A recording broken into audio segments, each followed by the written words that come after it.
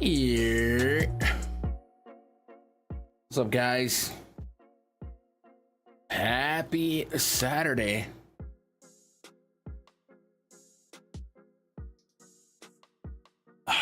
Early day of baseball. Boy, that tastes like grass. What is in this? Can't even read it.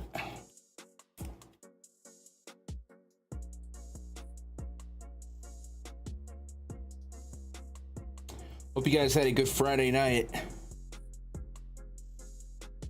Baseball got crazy. Core's doing Core's things. I kind of got smacked around off some damn stuff. A little bit of bad luck here and there. I got some injuries. Logan Gilbert gets hurt. Some great defense stopped some of my Blue Jays interests. For sure, definitely triple play by the Nationals kind of stifled the Mets early. And then right now we're watching Paul Skeens drop 8 Ks in 6 innings on the Dodgers. Inversely, Yamamoto did not have his best stuff. 4 walks, 5 hits, 5 Ks, 5 innings pitched. So it was certainly a day to look away from the top with Logan Gilbert projected to nuke the slate, getting hurt. Yamamoto not doing that great. Skeens was the 3rd on the totem pole for me, and he's actually in line now for a quality start and is a couple innings from a win here. So he might actually, ironically, was 3rd. He might actually end up being the top dog. But a lot of the other maybe big dogs struggled. Chris Sale, only 5 innings out of him. Zach Gallen, only 5 innings out of him, got 6. Luis Severino, 7 strikeouts in 6 innings. I was arguing with the strikeout projections on the spreadsheet on that one, but he is in line for a quality start, and I don't know if he's on the hook for the win or not. But yeah, the projections liked him more than my gut did, but that's why we play the numbers. And also in San Diego, Michael King was also one of the spreadsheet darlings. He only went 5 innings, but it almost don't matter. 9 strikeouts compared to some of his peers at the top was worth it. Shane Baz, 7 innings, 6 strikeouts for him. So if you got a little bit away from the top of the top, the Gilberts and the Yamamotos, you probably did all right. Most of the obvious offenses like Coors Field doing their thing. Miami ended up dropping 8 runs after Logan Gilbert gets removed. Casey Lawrence comes in, gives up a couple of homers.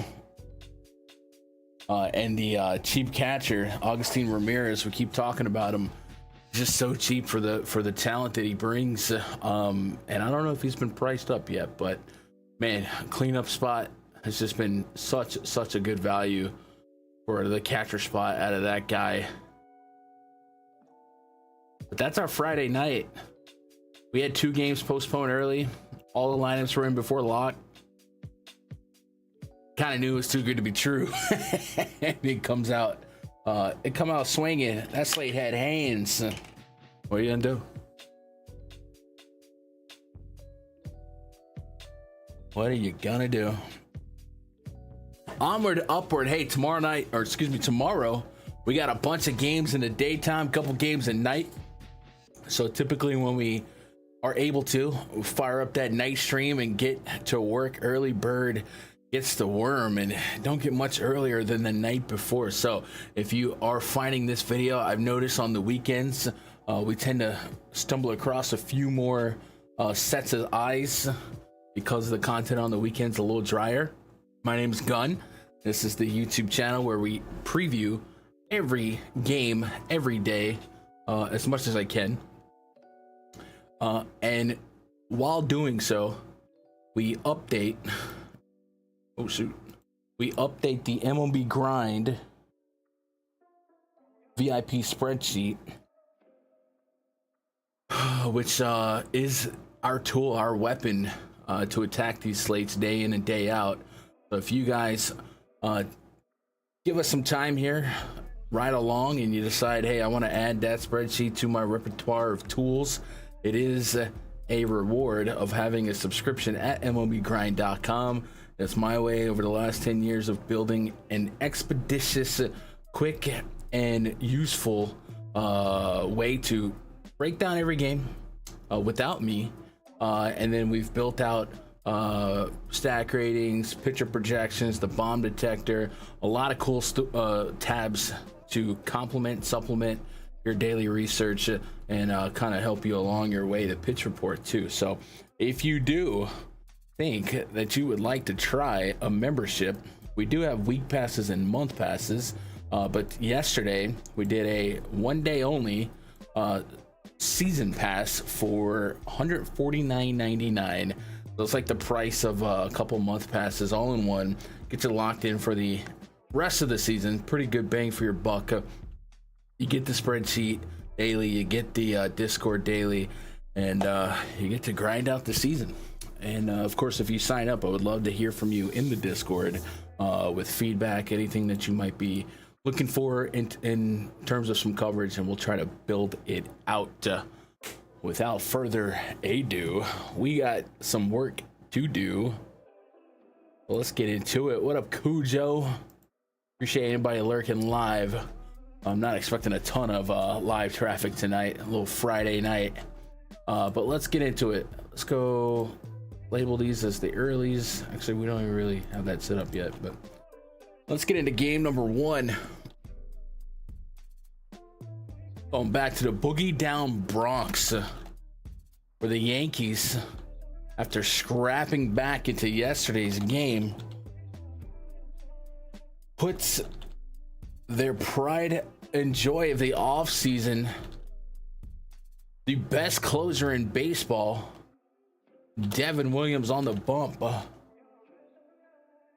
And in 10 games, he's already allowed 10 earnings, and it has been a rocky road. I don't know what it is about them pinstripe uniforms. Cameron Maben used to say the pinstripes are heavier than every other uniform. And sometimes you're like, yeah, I don't know. But sometimes you see great pitchers put on the pinstripes. Sonny Gray, Devin Williams. The list is a list. And they just can't get it. Now, I'm rooting for Devin Williams. I also think that pitchers are a creature of habit, and it's not like he's been out there every day. So I'm not ready to give up on him, but I do understand the sentiment. And when we saw Clay Holmes struggle, when we saw Aroldis Chapman struggle, we saw the Yankees make a change eventually. So I do think, and Dylan Betances too, I do think the Yankees are gonna have to start using Luke Weaver in your highest leverage spot. Needs to be your closer. And then put Devin Williams out there in the 8th inning, 7th inning, probably 6th inning. Let him get some confidence back.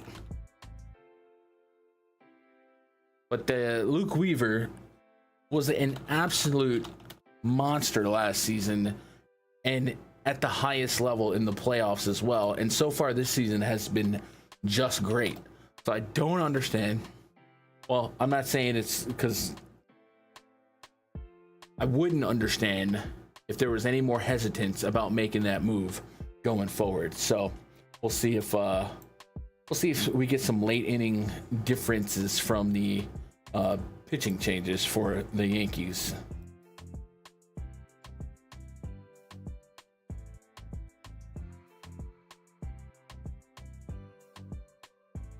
What up, Don? Yankees, yeah, Yankees struggle today. I don't know what that was about. Get him out of here. He gone. The Blue Jays today, a 3.8 run total. The Yankees a 5. Blue Jays are up against Max Fried, who has absolutely been the best thing about the Yankees pitching staff. Although Carlos Carrasco has been surprising, and they tend to have these walk the line pitchers too. Even Nestor Cortez for us, CC Sabathia. You get these guys that look like they should be getting demolished and end up bending but not breaking. But Fried has been just a gem. And in the absence of Garrett Cole, that's what you want. That's what you need. 7.2 innings for Fried at Tampa at single A ballpark. 6+ 7 innings in his last 3 outings. Now, unlike some of the other guys like Paul Skeens and some of these other top tier pitchers, Chris Sale, I will say Fried has probably had the benefit of a softer schedule, a little bit more favorable. With that said, Detroit still up there in the rankings. Still a single A ballpark against Tampa, where it's a division rival, and they got the book.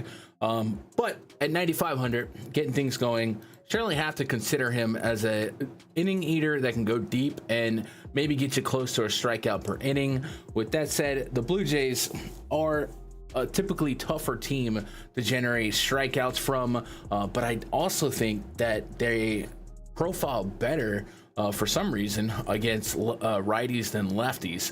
Since the beginning of last year, just Vladdy, Santander, and Tyler Heineman, who may not even be in the lineup, have positive WRC pluses, and Heineman is obviously influenced by small sample here. So this is not a bad matchup per se for Fried in terms of run creation and his run prevention could kind of hold up, but it is kind of a tougher matchup to go get some strikeouts. Just a 17.5% K rate against lefties since the beginning of last year. So with Fried, you're probably not playing him for strikeouts anyway, but you are playing him for 7 innings strong, hopefully for 5.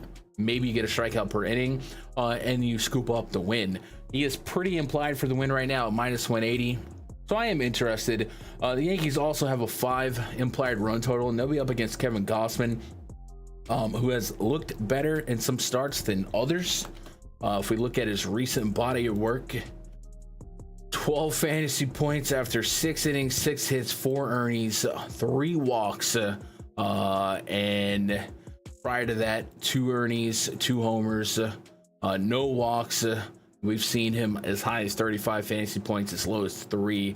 He's literally been all over the road, and his strength of schedule a little bit tougher on paper, you have to say. At Minute Maid, hosting Atlanta, at Boston. Fenway's a monster to pitch in, and he did just great. 8 innings, 35 fantasy points. At Citi Field, Mets on paper look like demons. He gave up 3 earnings there, and then Baltimore to kick off his season was an okay, not great game. So at 8,300, you're looking for a shot at 20 fantasy points. This is a Yankees lineup that can strike out, but it just feels like we don't actually know what we're going to get when Gausman takes the bump. I'm going to look at his individual game logs, and I'm going to keep an eye on game-by-game swing and strike rates. And other than that Mets game, all of his swing and strike rates have been in the double digits, and matter of fact 13 plus swing and strike rate in 3 games straight, and essentially a 70% first pitch strike. So those are numbers I do like to see in terms of investing in him. And the xFIP has been sub 4 in 3 games straight, a little high against Houston at 3.71, but still okay enough that it doesn't look like he's too big of a problem. And outside of that Atlanta game, the hard hit rate has been 35% or less in 3 of his last 4. So some things to be happy about. And it looks like just 3 pitches this season. So Savant, let's go look at Gausman.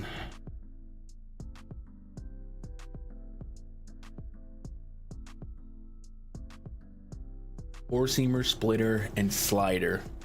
A lot of splitter as his number 2. His four-seamer has a 457 expected slug. This year, it's actually down from last year's. The splitter has 394 expected slug, but the slider is 720. All of his homers, or 3 of his homers, 4 homers allowed, have come off the four-seamer. And that's a pitch you try to get ahead in counts with. Still some strikes. So I think I'm okay with the price here. He did abandon the sinker completely, but he only used it 6% last year anyway. So I know he's a 3-pitch pitcher, but he's really a 2-pitch pitcher with fastball splitter. Look at this pitch report for the Yankees. Splitter is kind of all over the place. Of course, Aaron Judge crushes it. Volpe and Austin Wells, ironically, have graded out positively against it. Man, I don't know. 2-pitch pitcher gonna get by the Yankees in terms of strikeouts a lot. I feel like you want a little bit deeper of an arsenal.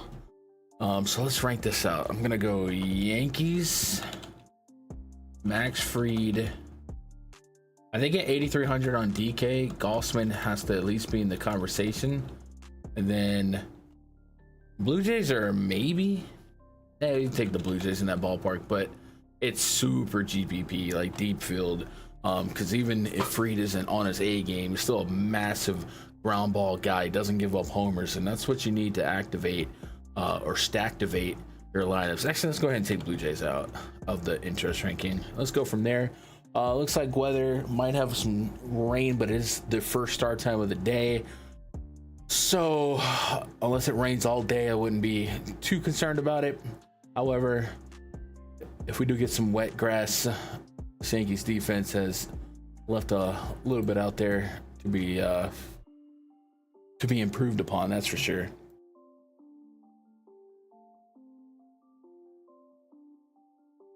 Keeping it moving. Actually, let's throw projections for our pitchers in here. Let's get our pitcher projections in while we're doing it. Gossman, I'm gonna give him a 22% K rate. Max Fried, I'm gonna give him a 22% K rate. Gossman walk rate, we're gonna give him a 6%. Max Fried, we're gonna give him 12% walk rate to lefties. It's so weird. Like, he has a big lefty walk problem. But it might just be Andres Jimenez, so I can kind of weight it a little bit more to the 2%. So I'm gonna give him a 5% walk rate. Let's see if DraftKings has any outs here. But imagine, my guess would be Gossman 16.5 and Fried 17.5. Start things. Fried is not on the board, so I'll just punch that in as my own personal. Well, let me go delete all these QSs. I think you got to give Max Fried a little bit towards the QS. I'm gonna give him 2, assuming that we're juiced on the over here. And we'll keep it moving. Let's go to Cleveland. This game got postponed yesterday.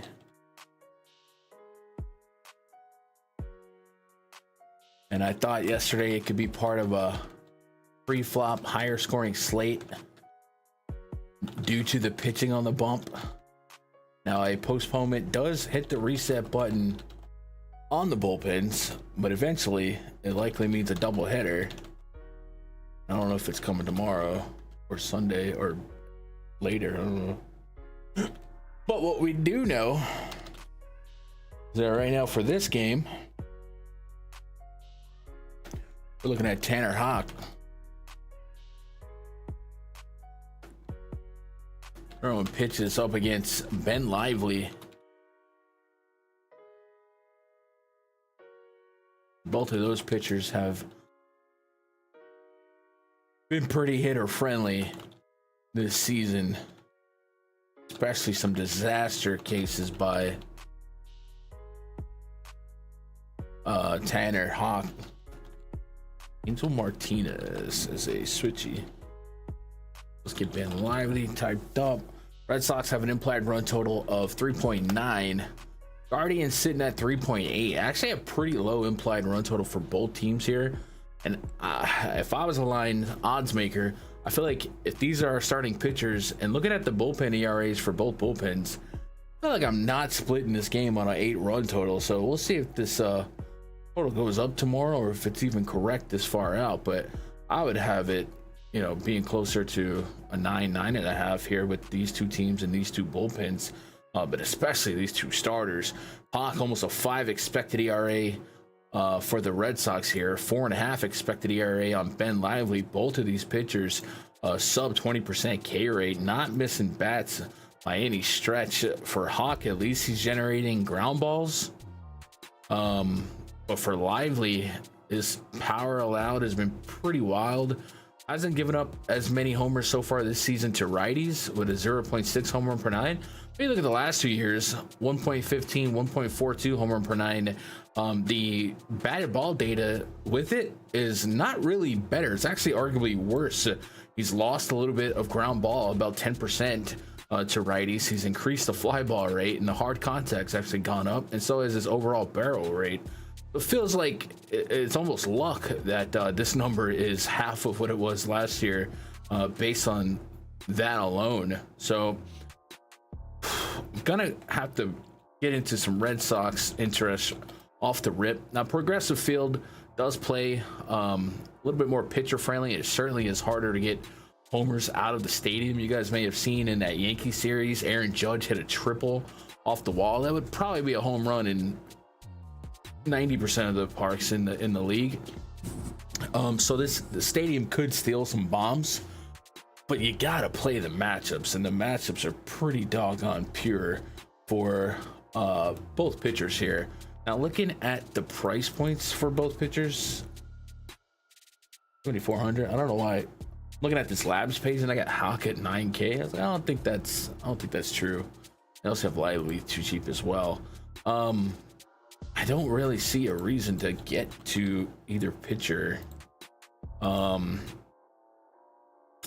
would say the saving grace here for Hawk, and the White Sox, right? We just saw Severino go in there and drop 7. The White Sox are just basically a quad A, almost a triple A team here, so that you're going to get a higher K rate in return. But man, the rest of this experience has been pretty rough. Can we give them the benefit of the doubt for a rough strength of schedule? Texas, Baltimore, Toronto, sure, they don't strike out.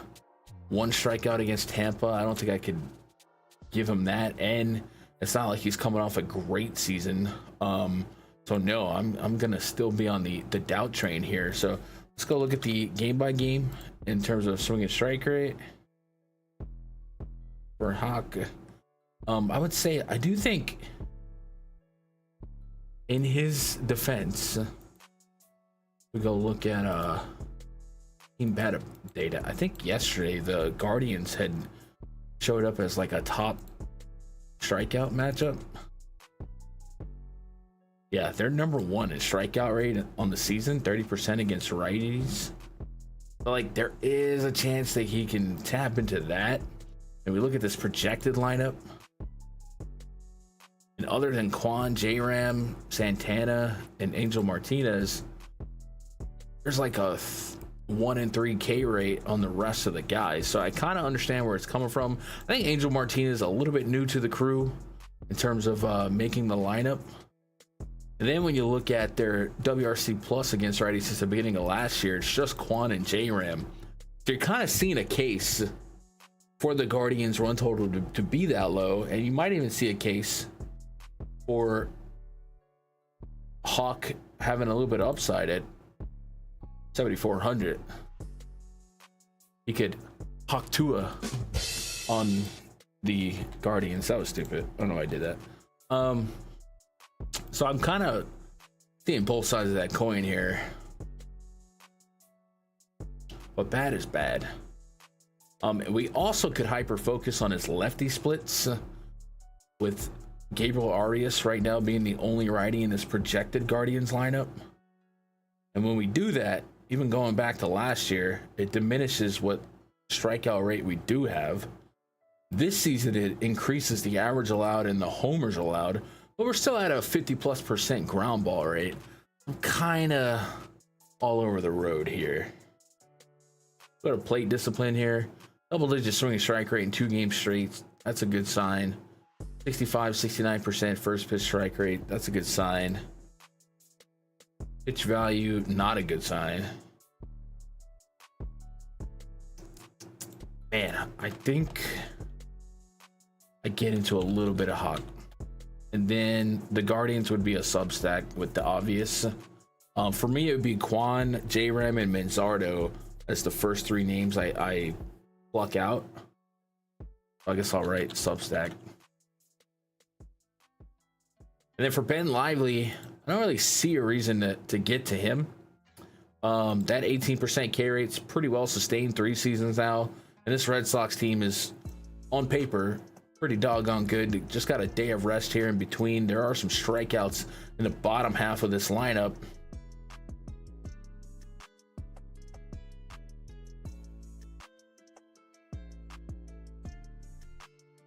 So, I don't know, man. I don't know. What's up, Pojen? The Guardians League leading team. Yeah, that's kind of crazy to even say, man. A couple years back, they were scrappy as they come. All right, let's throw some projections here. I'm going to give Hawk 18% K rate. Lively, he also has an 18% K rate. Walk rate for Hawk, we're going to focus on the lefty here, so I'm gonna spike it a little bit. I'm gonna go 10% though. 10%. Ben Lively. We're gonna give him an 8%. Curious to see what the line is or will be for Hawk. It looks like right now we don't have a line, but it looks like we are getting more lines as I've been yapping. So for now, I'm gonna give Hawk 16.5. And Lively, I'm gonna give him 15.5. Kind of go from there. Hope you're doing all right, Pojin.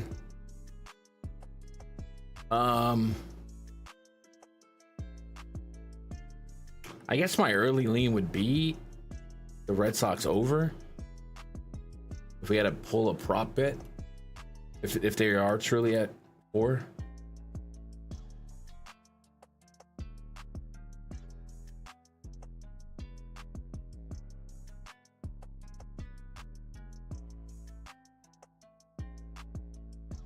They don't actually lead the league. They're 21st with a 20% carry versus righty. What am I doing wrong on Fangraphs then? That's pulling up at 30%. But against righties. Was it? Oh, handed. Is there? I gotta do that? No, it's. Oh, is that what it is? Handedness filter. Why is that even there? What the heck? Under splits. Okay. Dang, I might have been spitting some wrong stats yesterday. Still not that different, but yeah. All right, that makes me feel. Oh, that got him at 3rd. Did I do that wrong? 20.4% K rate versus righties. Split versus right-handed pitching. Handedness. Oh, all hitters versus righties. Dude, what?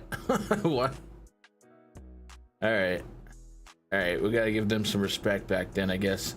Dude, I might have been spitting some fakeness yesterday on that little glitch right there. That's why I just go with the spreadsheet. The aggregate strikeouts since the beginning of last season. Bam, right there. 22.5%. Jesus. Colorado leading the league makes a lot more sense, yeah.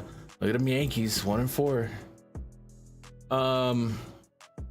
For anyone wondering, the spreadsheet would not make that mistake. That's just a user error by me navigating.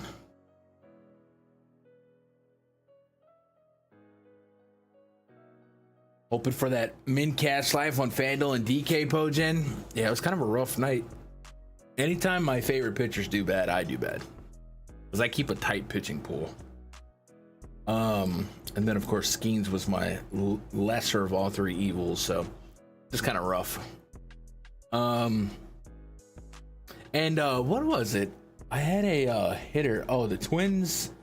I had a kid from the Twins that got injured. I feel like I had somebody else that left the game.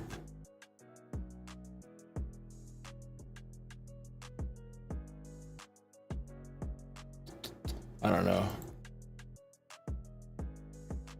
Weird kind of night. All right, so we put in our projections here. 15.5, we're good on that.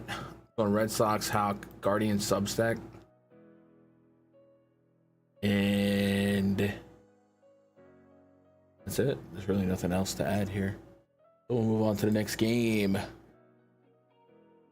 Orioles and the Tigers. Chad, if I end up liking the Orioles here, and I just saw something that I will have to, please understand. Casey Mize is gonna have a CGSO or something stupid.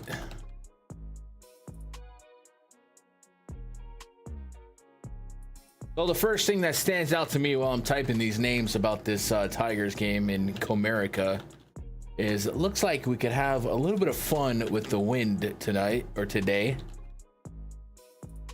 As wind projection models, looks like they're shooting to straight center field at 14 miles an hour.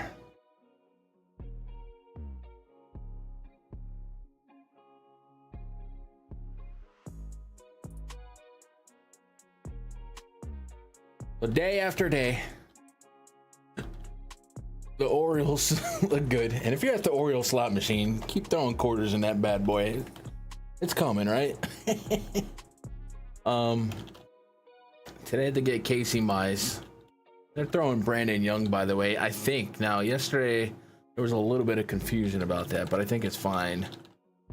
And we were looking at Young's minor league stats, and I'll go refresh my memory on it. So we did actually research this matchup on yesterday's day stream. But we knew that would have been some weather.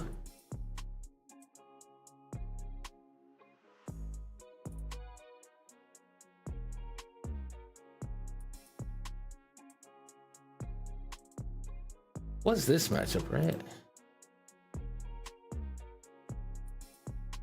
Yeah, it was. Mize, a sub 20% K rate for him, a sub 1 whip, 2.29 expected ERA, just 24 innings of sample size, but I've said that he's a guy to watch to progress over time.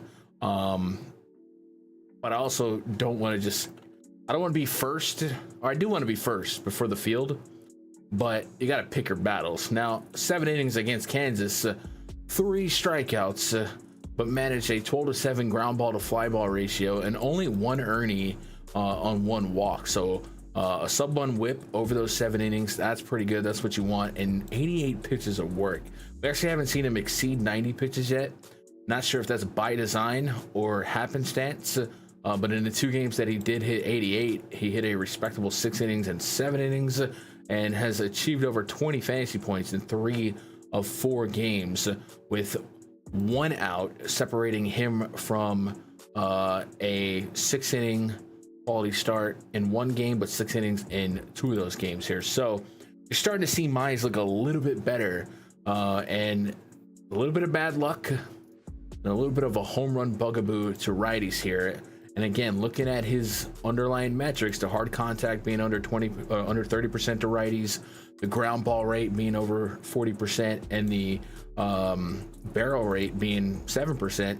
I do think that 159 probably looks a little bit more like that 107 from last year, especially with more time in Comerica, which has allowed homers 10% less than average to righties. With that said, wind could play a factor here today. And you kind of look at this Orioles lineup, and they the lefties are really the ones you want to get after. Gunnar Henderson, Ryan O'Hearn, Cedric Mullins, who I think was second last time I looked in WAR in the AL behind like Aaron Judge, which is kind of crazy. Those are the guys I would want to get to, but I'm so sick of hyping myself up on Orioles. Right now, the Orioles do have a 4.3 run total. Tigers 4.5. And the Tigers keep on winning. And the Orioles, behind Brandon Young, have one of the highest bullpen ERAs in baseball with a 1.5 whip. Now, not a lot of bombs and only 1 blown save, but a lot of traffic here to kind of nickel and dime some extra fantasy points on paper. So let's go refresh our memory on Brandon Young minor splits. If I remember, I think he was reverse of what we've seen so far. I feel like he gave up homers and walks to lefties, but I could be wrong. Looking at last year, it's lefties, 54 innings, 2 homers. Okay, so I was wrong. 61 strikeouts, over a strikeout per. 54 innings to righties, 71, way over a strikeout per. Walks maybe a little bit of an issue here. That's contributed to a 1.2 and a 1.3 whip to the respective split. He's also allowed 6 homers to righties in 54 innings, so that's not super crazy, but that is something to attack, and he's held lefties at bay in the park. But minor leagues don't really transfer to the major leagues 1-to-1 that often. And then we look at his body of work so far this season, 5 walks and 10 innings to lefties, and 2 homers and 10 innings to lefties. Still a kind of elevated whip here, so definitely not a pristine pitcher, but this is an Orioles pitching staff that is just super banged up. I think I saw they got more injuries. Grayson Rodriguez is like extended his injury stay. So if you guys are keeping up, this is the Orioles injuries lately. Justin Armbruster, Trevor Rogers, Kyle Gibson's day-to-day, Tyler O'Neill's day-to-day, he's not a pitcher, Zach Eflin, Grayson Rodriguez, Cody Petit, solid bullpen arm. Of course, Tyler Wells, we haven't seen him. Kyle Bradish, Albert Suarez, Andrew Kiddage, he was a bullpen piece, I believe. We saw him in Tampa quite a bit. And then what we saw out of what they do got with like Charlie Morton and the Sunshine Gang, it's been pretty rough. So make no mistake about it, it's not like like Brandon Young is expected to be an ace here. Right now he's just like what they got, and what he got is not the worst strikeout matchup and not the worst park, but maybe the win today kind of becomes a problem. Let's see, numbers, percent. Why am I getting double zeros there but not here? Let's see. Format, there we go. So we did all that talking, how do we rank it out? Well, hate to do it. Yeah, I think we go Orioles, Tigers, Casey Mize. I think that's how I'm ranking this one out. Let me put first look shows wind blowing to center.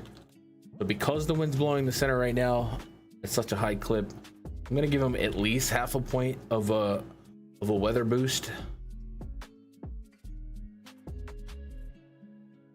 You can make a case to push that to 1. I'm gonna go half a point. It's 50 degrees. Can't do it. You can't keep getting away with this. Why? You laddered the Pirates pitcher for your Dodgers for parlay. Nice. How high was the ladder? How many strikeouts did he get? Dude, Skeens versus Ohtani, bro. That pitch he threw Ohtani, get him out. Oh, ain't. It was art. That's what you like to see. Good for the game. He belongs on the Yankees. He's got 9 strikeouts and 6.1. He gave up 5 hits, no walks though, man. This kid knows what he's doing. And they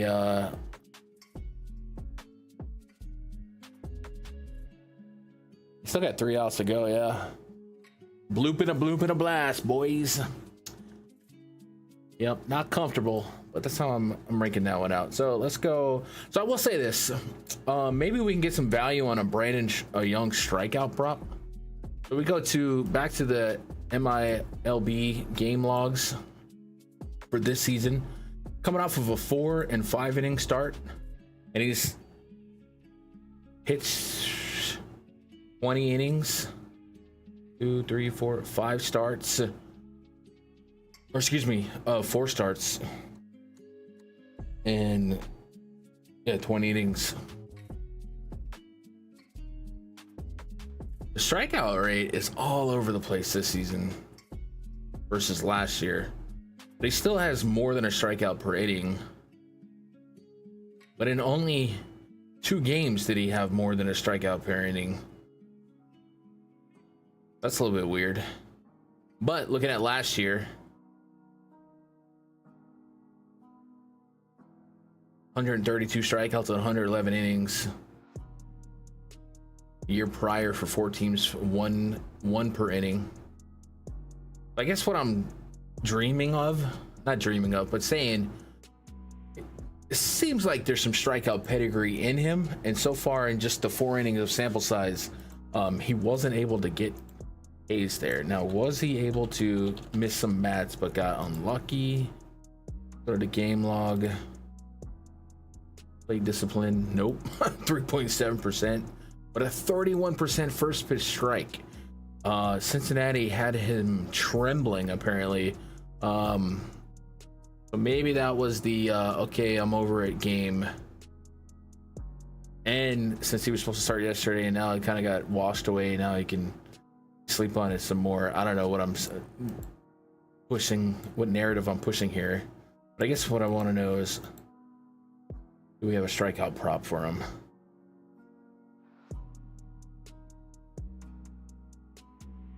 No.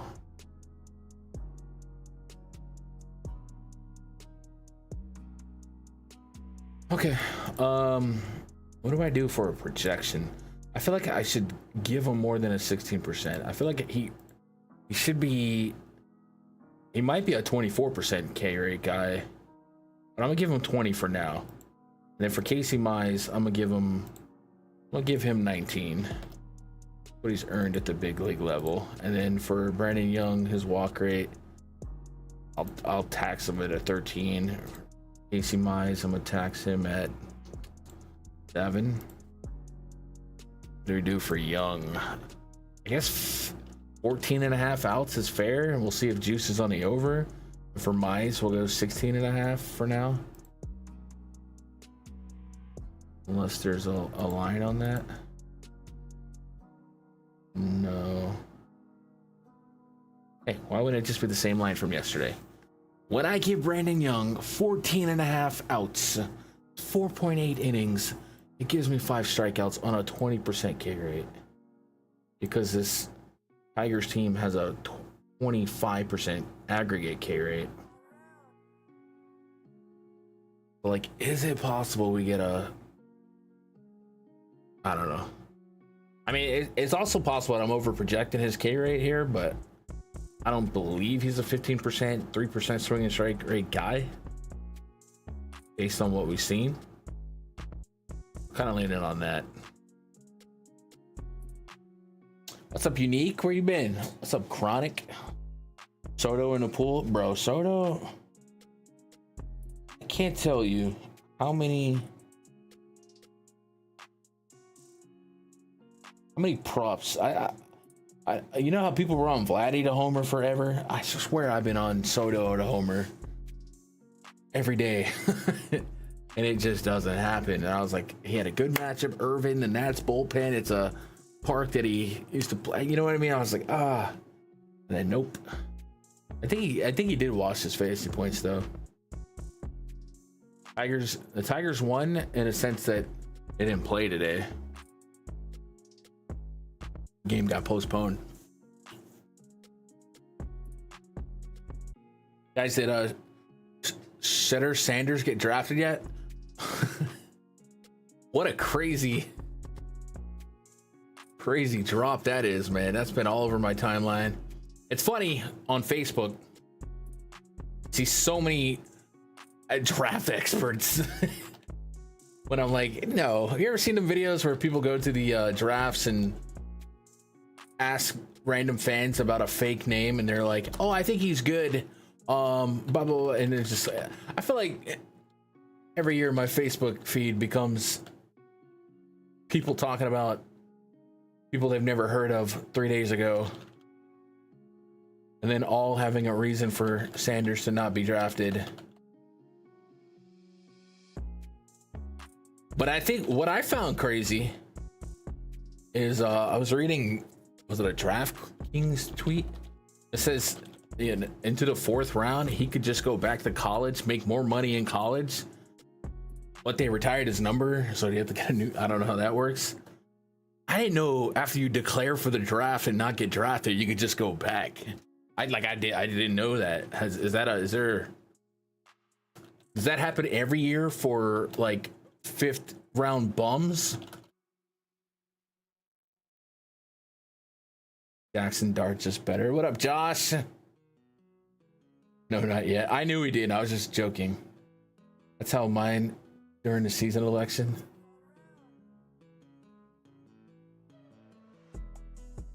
My bro sent me the picture of Shedder Sanders, and he goes, if I send her this, it means I'm ready to go multiple rounds.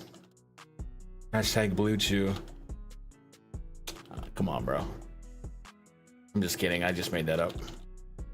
But I wanted to say it. I'm honest. I'm honest.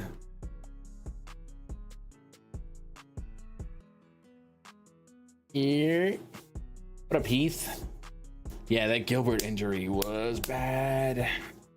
It was bad. What are you gonna do? What are you gonna do? You can't go back? Really?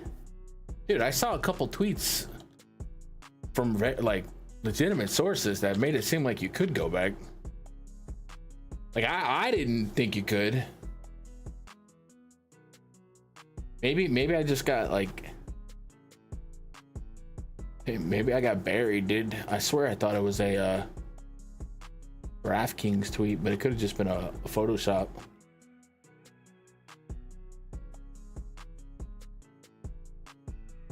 Yeah, I can't find it now.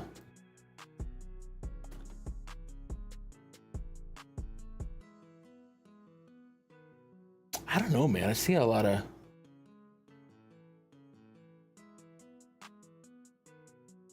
apparently they talked about it on so I guess I got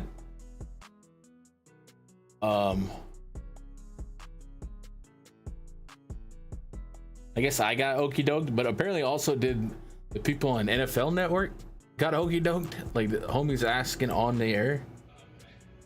I'm gonna throw this out there. If he gets through the third round, now he's sleeping on it tonight. I guess this is what started it. You can't really hear it.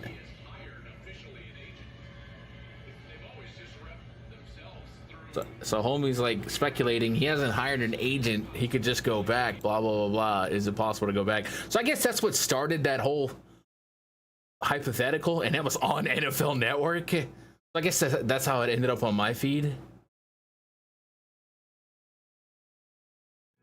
Hey, NFL Network, can't get nothing by him, dude. Can't get nothing by him. See, I knew I wasn't crazy, dude. I was like, I didn't know you could do that.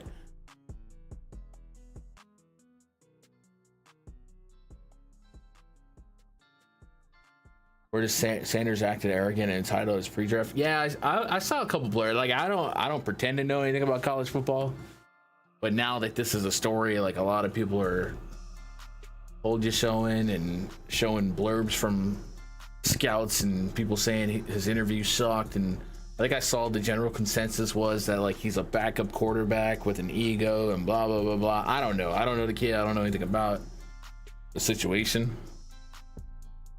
But it's kind of crazy that, oh man, dude, how I almost feel like I really kind of feel for him. I'm not here to see people fail and struggle. Hey, it's supposed to be one of the best days of your life, man. You got the tent in the backyard. You got all your people. Ooh, I mean that stings, bro. That'll humble you. We all get ball sacked one day, dude. I feel like they might have deleted. I saw like it was some very reputable sources, but I mean, I guess it came from the NFL Network guy.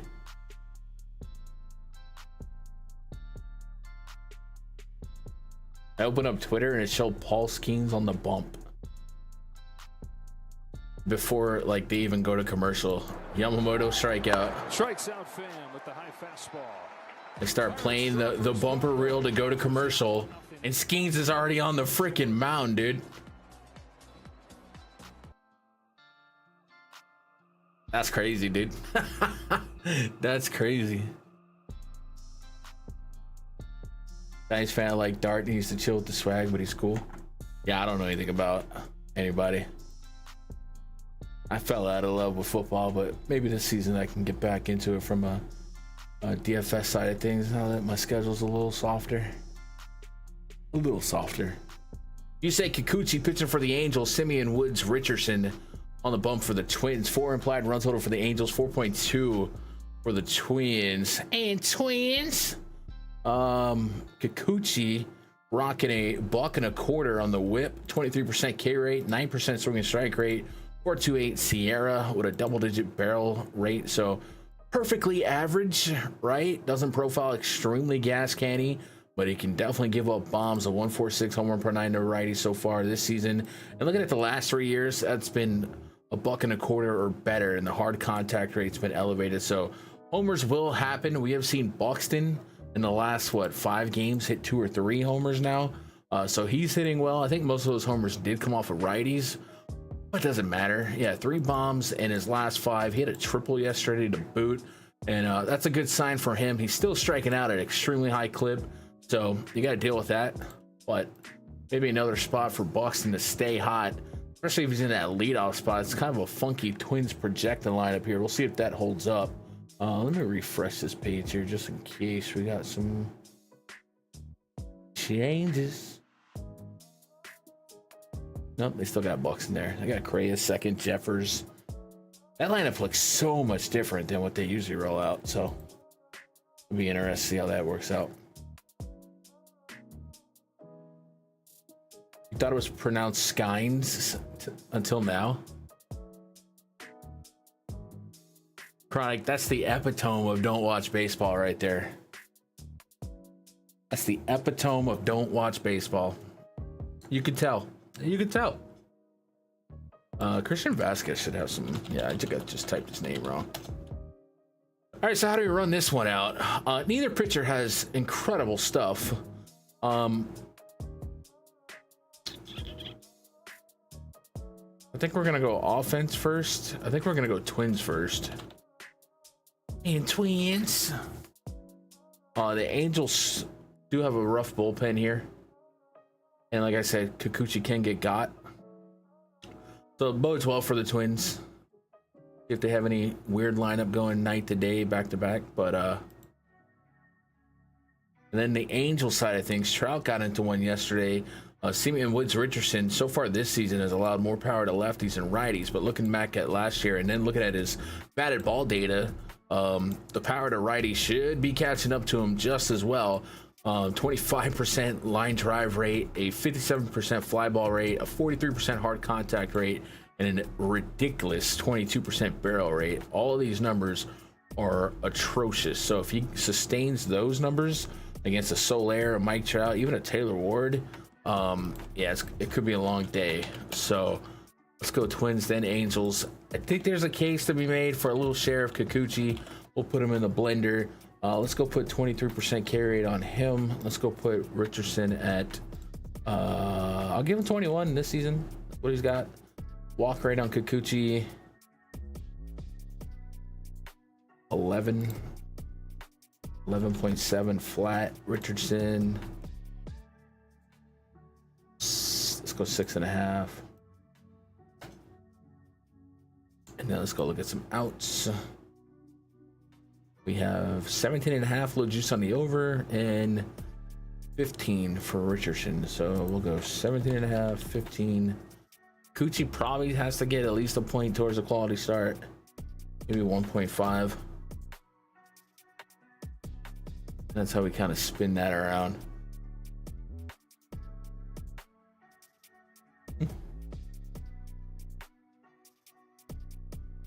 Epitome.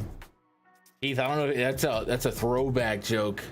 Chronic used to be a co-host of me on this channel for basketball way back. It used to be me and him on the night shift breaking down basketball.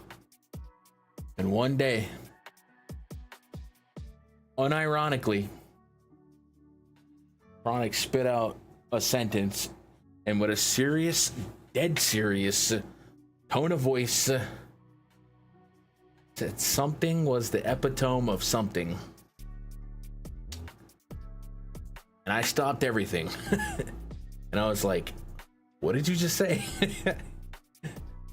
And that's when I revealed the correct pronunciation of epitome for this MSU college grad, by the way. Should have let it go. I mean, if I would have known it would have turned into what it did, maybe I would have let you slide on that one. But you know me in those shows, man, I had to create a little drama, a little entertainment.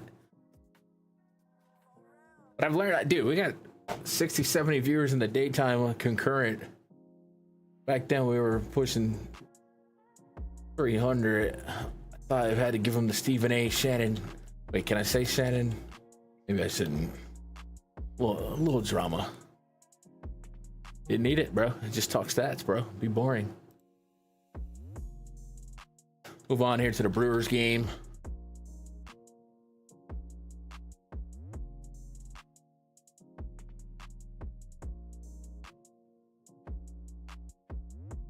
Oh, the Brewer. Did somebody leave the Brewers game? Dude, I feel like another guy had left injured. Maybe it wasn't the Brewers. It was just an unlucky night for me with injuries and incredible defense. Well, we did show the new bomb detector yesterday, where I've also quoted spreadsheet implied odds for homers. And if you look at some of the people that homer today, there were some good value opportunities.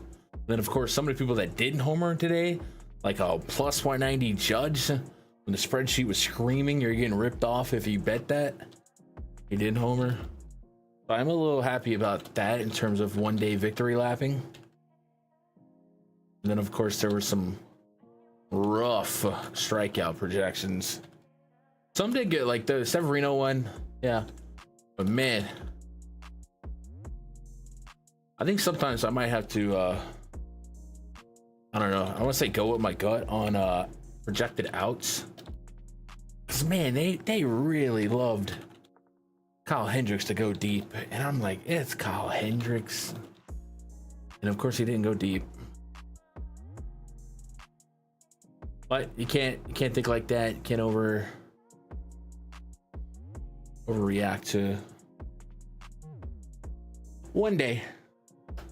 3.5 run total for the Brewers, 4.2 for the Cardinals. Quinn Priester on the bump for the Brewers, looking like one of the luckiest pitchers in the league. A 1.93 ERA, but a 5.35 expected ERA, a 1.43 WHIP with an 18% K rate.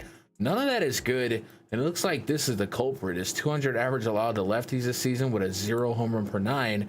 When last year it was over a 330 average, the last 2 years over a 330 average to lefties and a 1.7 or better home run per 9. So what's the difference? Well, it looks like he has given up some fly ball to line drive and also sticking at about a 60% ground ball rate while having just a 14% hard contact rate. However, he does have a 10% barrel rate, and we've seen his hard contact rate to righties increase as well. So I'm going to be calling for regression here. He also allows power to righties as well. This is a tough park, Busch Stadium, not a big home run park, 10% below league average, and plays more towards the pitcher. But I gotta continue to bet against what the numbers are telling me. So I can't, in good faith, play Quinn Priester, so I won't. The Quantrill hits, Shay, man, I can't, Shay, man. What are you gonna do? It's tough. What's up, Kid Kobe? Hope you're doing all right. Sonny Gray on the bump for the Cardinals here. 26% K rate for him, 30% last year. The swinging strike rate still over 13%. The ground ball rate to righties has diminished versus last year. You look to see that come back, and it may have been converted into more homers. So we'll see if those numbers can normalize to last year. But generally speaking, in this park, with his strikeout acumen, definitely think I'm interested in grabbing some shares. This version of the Brewers lineup has just a 17.5% K rate. It looks like it's being really juiced by this Caleb Durbin 0%. So I might have to fix something.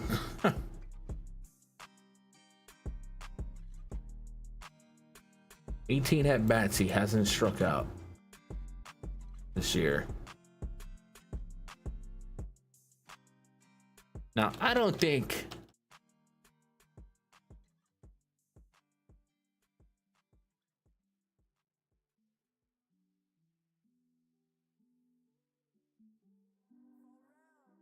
last year in 335 at bats, he struck out 40 times. 18 in 253 the year prior. Oh, what is that? Freaking cat.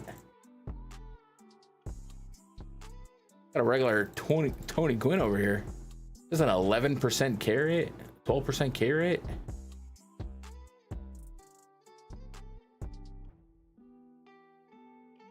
I did math. Chat, correct me on my math. You take the strikeouts 40 divided by at bats, right? 335. We'll put 11.9%. Did I math right? It's still pretty low. Zero is a little crazy. I guess I'll just leave it alone. How do we piece this out? Oh, the other thing is, yeah, we'll go Sonny Gray, 9,300. Then we'll go Cardinals. Likely not going to get to Priester. So let's go 18% K rate on Priester. 20. I'm gonna stick that 26% there. I feel like there's room for more there. I think I'm gonna go look at Sonny Gray's game log. Same with Priester while we got time. Priester walk rate. His walk rate's crazy, bro. What are we doing? 14% walk rate for Priester.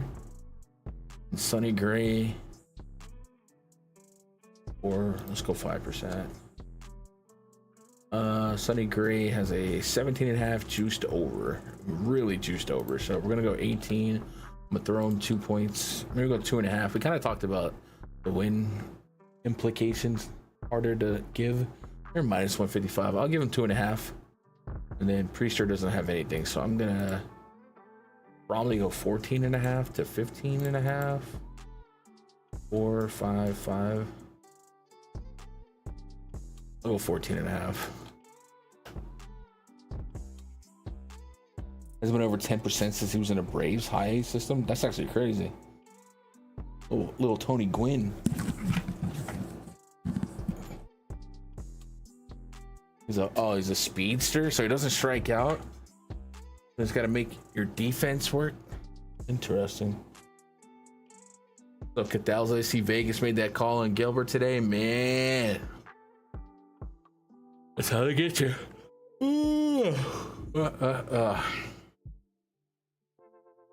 What was I about to do? I was about to look at. I'm gonna look at Sonny Gray's game log.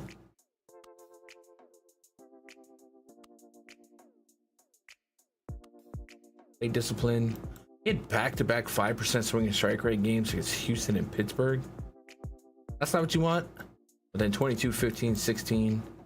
I don't know if those were just bad days. Velocity was on point. Oh, that's on point. Movement. Yeah, movement was. I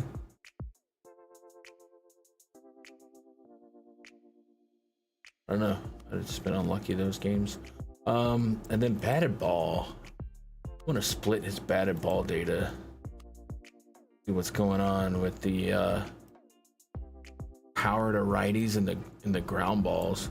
Wish you could split batted ball in games, but I guess that would just be kind of ridiculous numbers.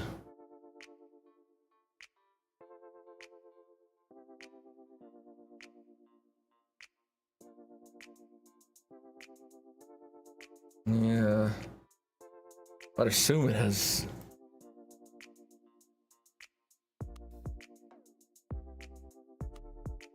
Angels, Pittsburgh.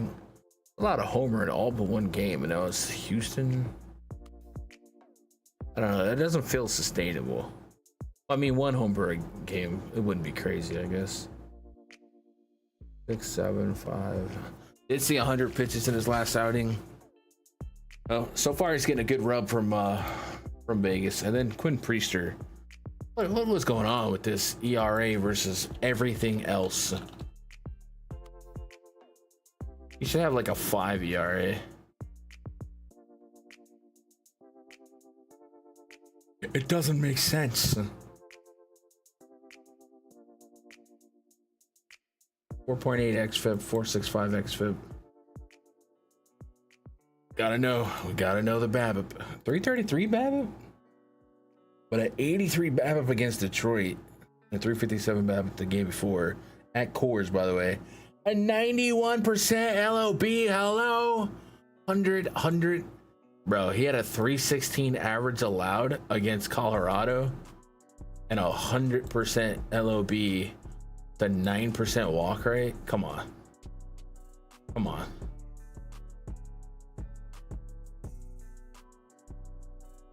Freak out of here, dude. Colorado is so bad. Of course, only run was a homer, which doesn't go against any of that, huh? Yeah, okay. No Priester for me. Give me Sonny Gray. From Cardinals, I don't know if I guess I could get to a Cardinals stack. Brewers bullpen ERA, it's one of the worst in baseball. High whip as well. But again, you know, you kind of need them to go crazy, go stupid on a slate that gives you Coors and the Athletics game and the Cubs. So I guess if you're running a portfolio of lineups, you don't have to give up much to be over the field and leverage. And it does differentiate you a little bit. And you could tap into some plus metrics. So yeah, I'd sprinkle in some cards.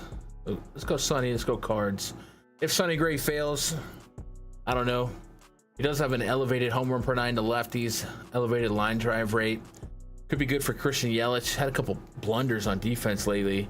So if you're looking to cherry pick a 5K one-off, Yelich could be sneaky.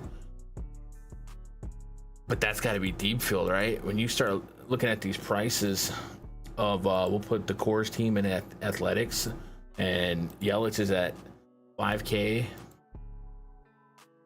That's right there in the neighborhood of Soderstrom. All of the Cincy boys, Shea Langoliers. So if he does make the lineup, he'll probably be around the cleanup spot. Hunter Goodman went crazy yesterday. So it's like, it's not like you're gonna need money here. There's not a lot of 10K pitchers that you're gonna prioritize. There is Hunter Green in Coors. But Jesus Luzardo tops out at 9.9. If you're getting to Yelich, you're really just trying to do it to be different. Maybe you put Yelich in a core stack and reach. But it's really just hoping that he outperforms the field at 5K. Same with Chourio. I mean, these guys are juiced for Bush in a negative matchup, I'll say, in a negative ballpark. So it's just kind of a lot of check marks against the grain for the Brewers here. So just give me cards, give me Gray, and that's all I got to say about that.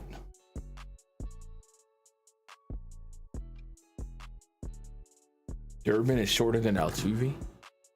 Caleb Durbin. Actually, I'll just look him up on YouTube. The Cardinals and Brewers. Oh my god. I thought I was gonna get straight into some game film. Here we go. 2-run homer. Is he short? He looks kind of tall, but nah, okay, I can see it. Yeah, he's a shortster. Sent that Robbie Ray pitch. Gown. Oh my god, yeah, he is a munchkin.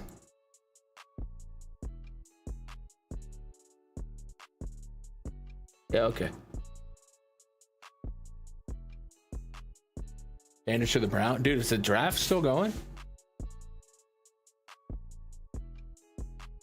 Dude, you know what else I saw? I saw the viral clip of him getting prank called. Come on, man. Come on, man. Whoever did that, dude. That was probably funny in the moment, but man, that is some cyberbullying. That's heartless, dude.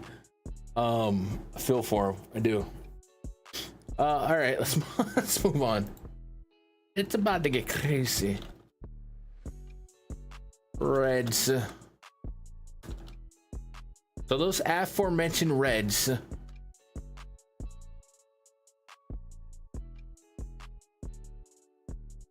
have a pure Coors Field run total of 6.2. And yeah, the obvious guys, the Ellie De La Cruzes, the leadoff Friedels, the Matt McLean, they're priced appropriately. But all things equal, overall, still kind of a value for such a run total in Coors Field. Rockies, I believe Brenton Doyle was in the leadoff spot yesterday and got scratched, and the kid that they threw in his spot homered twice. Am I wrong on that? Am I wrong? You gonna tell me that I'm wrong?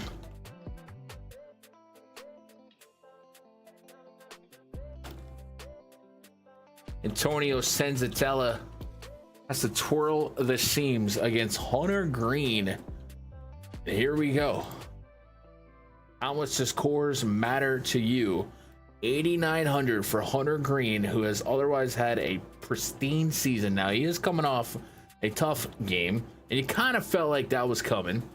Against Baltimore, 3 bombs, rough day at the office, but prior to that, he had been putting together, you know, almost a Cy Young caliber campaign, and one start's not going to eliminate that. Where in 3 games straight, he had gone 7 or better, almost CG'd the Giants, and it had achieved 7 or better strikeouts in every game. So Baltimore was certainly a down game, and it was,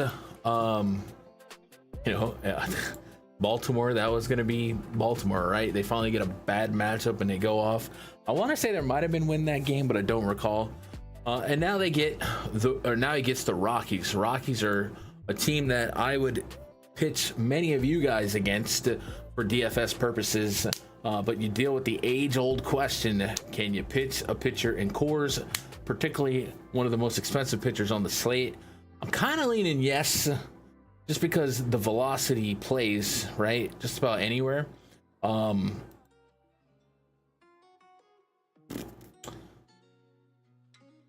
So I think I will. I don't think I would be alone in that. What are you guys thinking? 8,900 is just such a, even if he lets three go at 8,900, could he still get us a 6-inning quality start and still be a top 2, top 3 scorer on this slate? I think it's not a outside of the realm of possibility. So I kind of do want some. So we're gonna go Reds offense at the top of the ranking, and we're gonna go Hunter Green. We're not gonna play Antonio Senzatella, not even if there's a fire.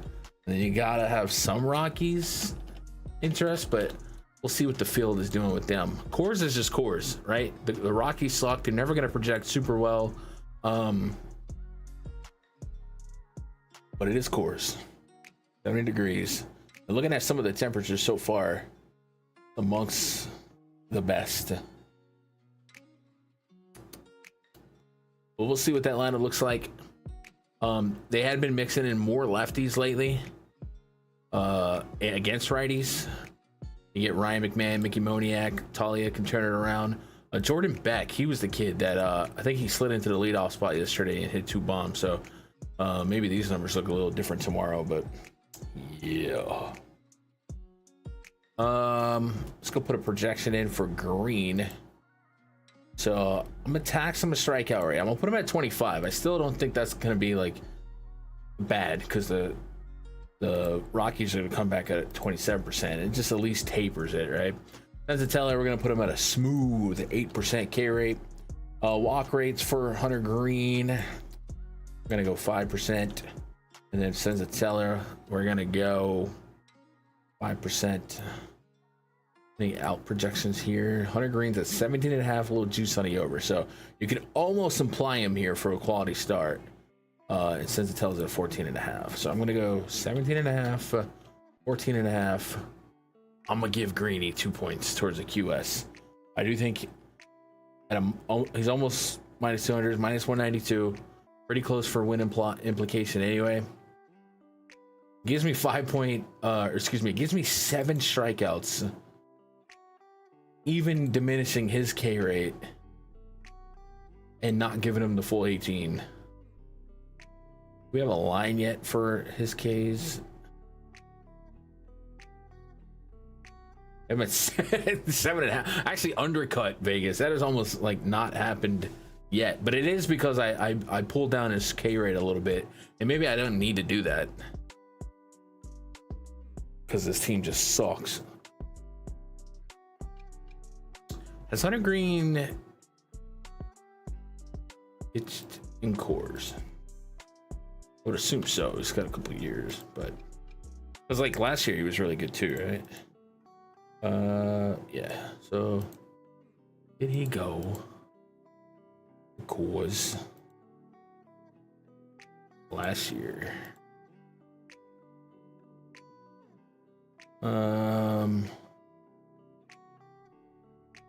No.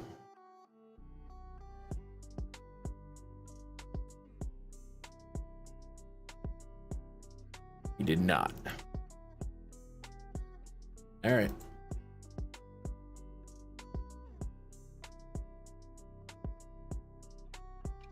Do that.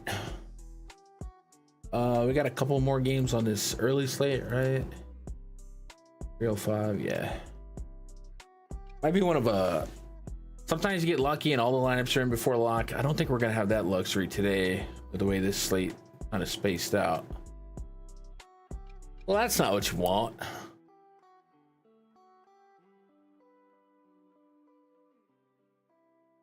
You're trying to play baseball at the playoffs. Yeah. NBA winding down. Man, you guys grinding NBA, dude, this season, y'all got my respect, dude. I've never seen NBA look harder from afar. I felt like every time I was checking DFS scores, there would be like 5 to 8 players with 60 fantasy points and guys I never heard of going crazy. Random scratches. Which that's part for the course, but it felt like from afar, and I didn't live it this season, and I didn't play it last season. It felt like NBA cash lines have gone up, and I felt like that was probably a natural progression because the average score of a basketball game has been rising over the years. But yeah, you guys are beasts for staying in it. I miss a lot about it. I miss the community. I miss the money. Like, it was good money to grind them tournaments out, and there was so much at stake at all these random slates throughout the day. But my goodness, was it draining from a content creation and service provider, Rangers and the Giants. Rangers a 4-run total. Giants 4.2. Tyler Miley on the bump for the Rangers. A 25% K rate so far this season. Picking up strikeouts that we didn't see last year in just his 12 innings of work, but looking more like the 2023 campaign in 25 innings of work, which he has now exceeded. A 6% barrel rate this season for him. A 0.83 whip. A 2.8 expected ERA. Those are all pretty good metrics, especially going into pitcher-friendly Oracle Park, and he'll be up against Robbie Ray, who has a 23.4% K rate so far this season, a very high 14% barrel rate. The whip is crazy, and so is his walk rate, both sides of the plate, but a 21% walk rate to lefties, a little bit on the wild side. This projected Rangers lineup, however, all righties, could change, but might not. Corey Seager on the IL. It does come out pretty righty heavy, and we saw them lead off Kevin Pillar against a lefty within the last week. And we know Higashioka, he has a good split against lefties as well. So it is actually kind of a fun lineup against lefties. But man, this park takes a lot of steam out of that locomotive. And in the bigger picture, if you compare it to what else is on this slate, kind of robs you. But something's got to give here, right? A 5 expected ERA, a 1.56 whip. Robbie Ray is struggling to put it together. Maybe his pants are not tight enough. I don't know. 5-4-4, 6 innings his last 4 starts at the Yankees, at Citizens Bank, and then the aforementioned Milwaukee Brewers. I mean, there's certainly some tough spots here at Cincinnati, but is also maybe underperforming even for how bad the matchup is. So let's go look at some pitches from Baseball Savant, see if we can blame something particularly. Four-seamer, he's throwing 56% of the time. Last year was at 53%. He has lost a little bit of velocity on that four-seamer, and this year the expected slug is at 479. Last year was at 350. Spin rate has gone up slightly. Whiff rate has gone down. What else is different about that? Then we're looking at different arm slots. No, it's pretty similar.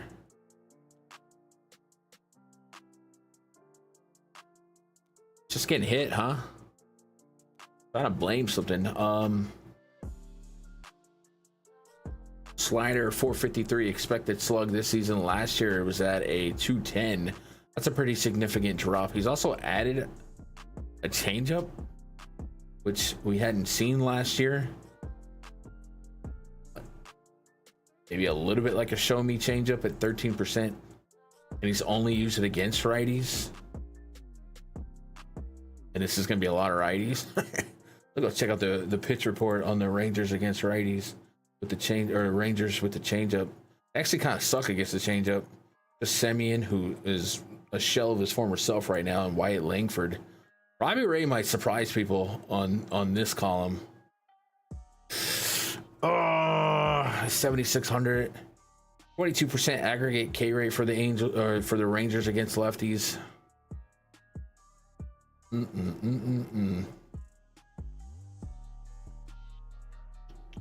What up, Crazy?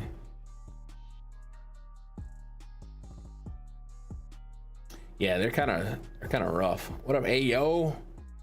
Those are the best and relaxing. It's like baseball ASMR with a little music in the background. Appreciate that. Definitely ain't no one else doing it, right? I guess maybe I'm lying, because I think Eric does a night stream, or has been. I don't know if that's like because his producer's gone, but I have seen Eric stream a couple times in the past week. I don't know if that's normal.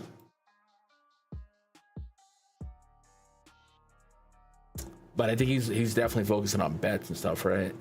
I wish I could shop all the markets and play some bets on here. I tried to put them PrizePicks cards on, but we're already 8-balled with having to hit parlays just to get 6x or something like that. So I really wish I had prop betting, but I don't.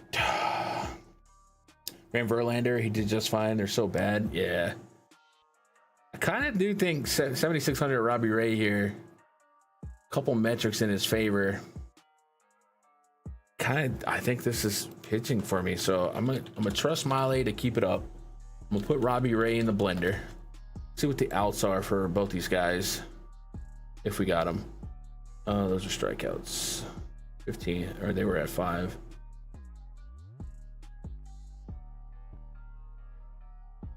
$15.5, 16.5. Nothing crazy.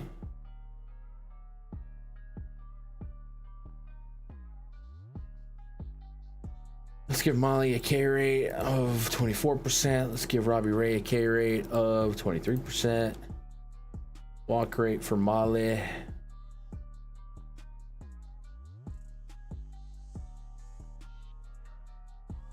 Up there, 11%. Robbie Ray so far His walk rate's kind of ridiculous. I'm gonna give him a 16% walk rate. Rangers, they've got two guys. One of them is Marcus Semien, who is, you know, there was a lot of fingers being pointed at Jock Peterson, man, but it sure feels like Semien hasn't been doing much of anything. Guess he has drawn his walks. Give him that, yeah.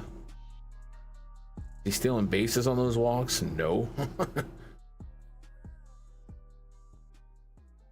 At 148 with 2 bombs. All right. I mean, he's drawing his walks. We'll leave it at that. So for K's, I got 5.6 on Molly, 5.2 on Ray. I think there's room for Ray's outs to go over. We'll see if that line moves tomorrow. We'll see.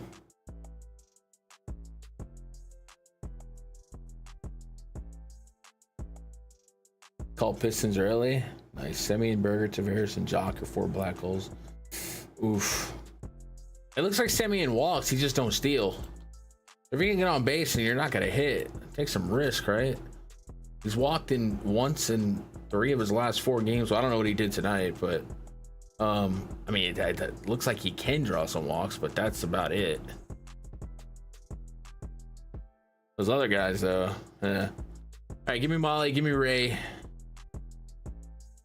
There are some Rangers bats that I think are fun against lefties. Kevin Pillar, Higashioka, Wyatt Langford, and maybe Adolis find something, but I don't know. It's kind of a rough spot to get super in love with. Are you on the Pistons, Ayo? Move on to the next game here. White Sox. White Sox, by the way, let Luis Severino had some inner struggles about it, but I'll let the spreadsheet lead the way. And he went out there and got his strikeouts. It's the White Sox. I mean, it's just kind of the motto, man. It's the Rockies. It's the White Sox. You're gonna see some good games against them from average pitchers. They're gonna squeeze all the juice out of you. Athletics get a pitcher who is not considered good, as Jeffrey Springs takes the bump up against Jonathan Cannon. Jacob Wilson, by the way, one of the homers from yesterday that I think he was like plus 600 in the spreadsheet, but he was like plus 1,000. I saw in the home run tweet.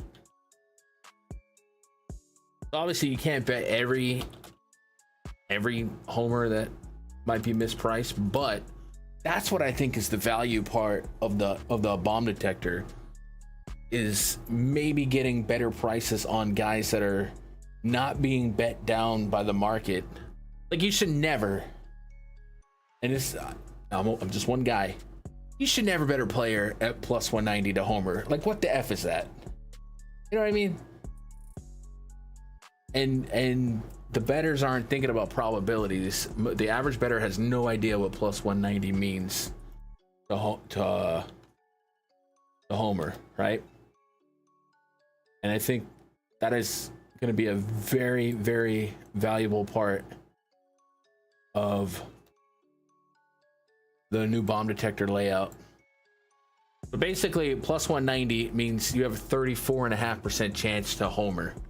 That's kind of astronomical. That's kind of crazy, even for the good guys. Now, Judge, I can almost understand it, but there's some other guys being bet up to below 250, below 300, and I'm just like, I don't get it. But then there's some guys that are not, and I think that's where the bomb detector is going to help us find some long shot value to bet those. And I can't really take advantage of it with PrizePicks, but you guys that are access to the books that do give you those plus 800, plus 1,000 odds, guys, I think that's definitely worth to throw quarter units at the wall when those guys have better odds in the spreadsheet. So something He said the thing. It's the White Sox. Anything on the 450 single home is just avoid. Yeah. Like right now, I'll sweep the bomb detector for what we got.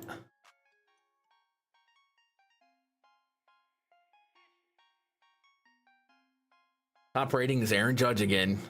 And he actually has a 20% probability today.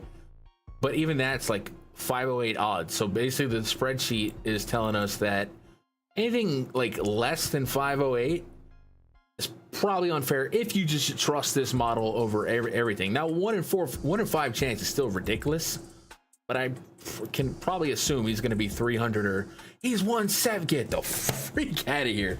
So basically, and even if he homers, it's whatever. But basically, he has a 37% probability to homer based on the price you're paying at the books, and you're just overpaying. That's just not fair. It's like,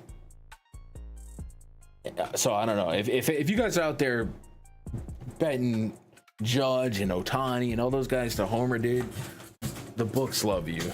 Even if he homers, it's whatever.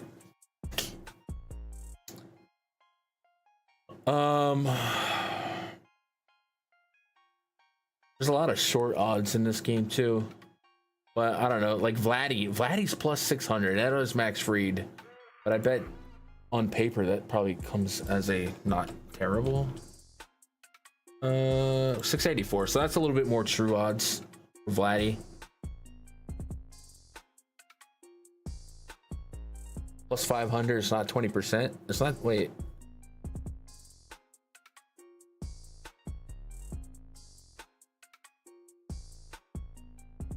$16.7. I think it's rounding ridiculously up. Maybe look at that, Jake. What are you thinking?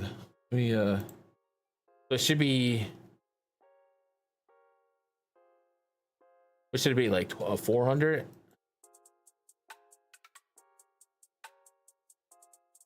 It should be 400. That's off by 100.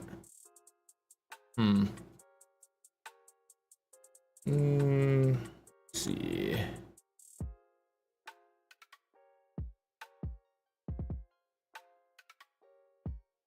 Not this tab.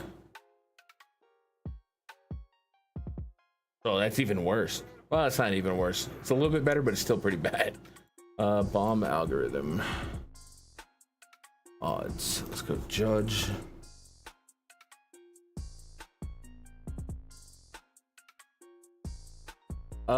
Jake, would you look at this algorithm tab and look at AKAL? Basically, AL. Double check the algorithm or the formula. I did 100 minus the probability, and then divided it by the probability, which is what Google told me to do. I feel like that's right. Anyway, Jeffrey Springs pitching for the Athletics up against Jonathan Cannon. So Springs started out like pretty solid, but man, is he hit a skid, and he's kind of joined the rest of mediocrity on this Athletics pitching staff, where they got Mason Miller, and then it's just like, oh man, not again.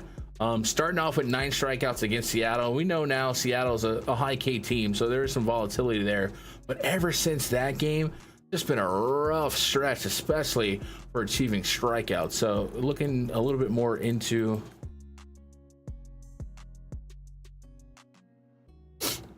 his game by game.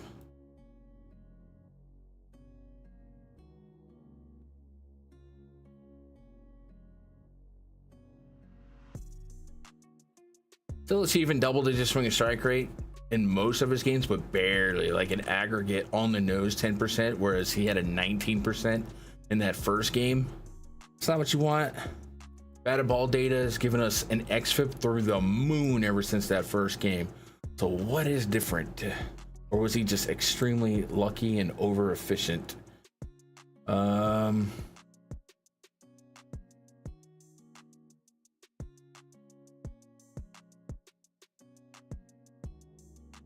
Velocity's been kind of stable.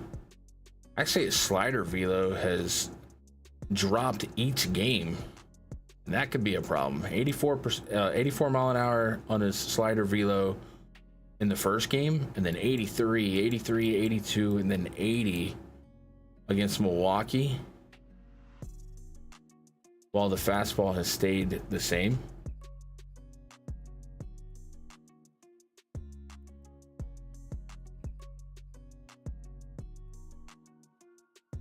Single home runs on Twitter. They're probably stolen screenshot. Then we have like 250 Carroll home. Yeah. No, those are just, those are really bad bets. Like, I don't know what kind of odds. Like, I don't know if you can move your, again, I can't sports bet, but I'm not taking plus 250 for a Corbin Carroll homer. I love him, but I'd rather just put that on like hits plus runs plus RBIs, or maybe juice up 3.5 bases. I don't know. Like, sometimes there's guys you want to bet and the price just ain't right. Sometimes I want a burger, but I'm not paying $15. You know what I mean? It's just all about paying the appropriate price for the probability. And I think, and it's not the sports bettor's fault. They just don't know, but that's what sports bettors don't realize. It's like, oh, I like this guy for a homer, and they just take him blindly no matter what the price is. And we really buying a different probability that is not an actual probability, and it's no one knows the difference. So the slider seems to be the problem for Mr. Springs.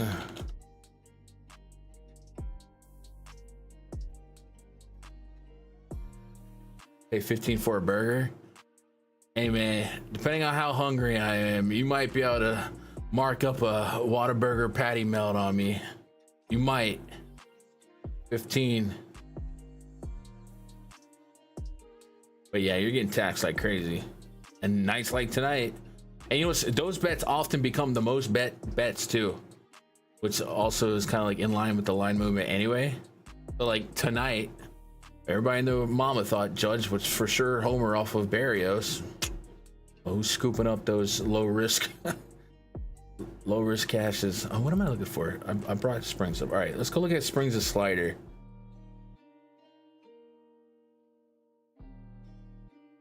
A 339 expected slug. So slider's actually not producing bad results. But a 176 slug.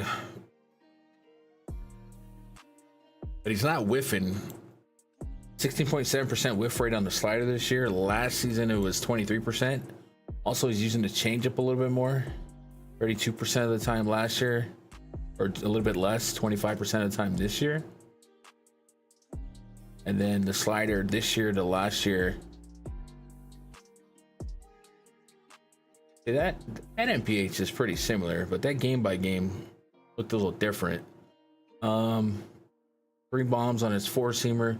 So it just seems like the fastball is just not delivering like it did last year. 435 expected slug last year on his fastball. This year it's 676 with 3 bombs. Now, bombs in that park will happen. I don't know if they've all been in that park. Yeah. I guess we'll find out just on this tab, huh? They've been all over the place, actually. Every game this season but opening day. Or his opening day. And a lot of walks, dude. 4, 2, 3, 4 walks. So losing command. A little bit of velo looks like on the slider. But it's the White Sox. So we say all that to say this. It's a plus matchup against a team with a 29% aggregate K rate. Been a little bit juiced by this Bobby Dalbec 56% K rate. But even when you take him out, it's like a 27, 26. So, Jesus. Let's put some implied run totals here. White Sox are at 3.7. Athletics are 5.5.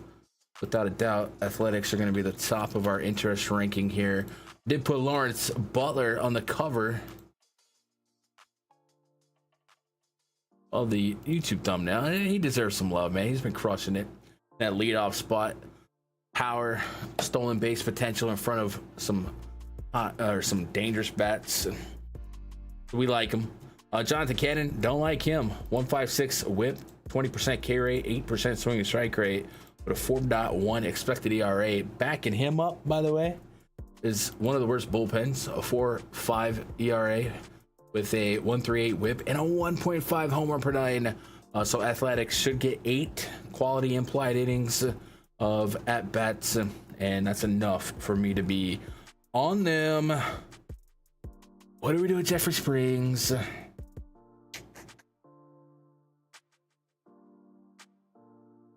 Yeah, the Castellanos homer odds for when the Pope died, ridiculous. It was ridiculous.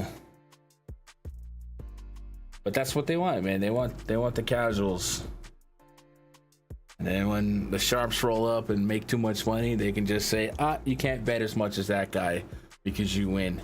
It's such a corrupt, busted system that maybe one day will get adjusted. But I also feel like if they do adjust it, it's gonna come with more egregious vig. What are you gonna do?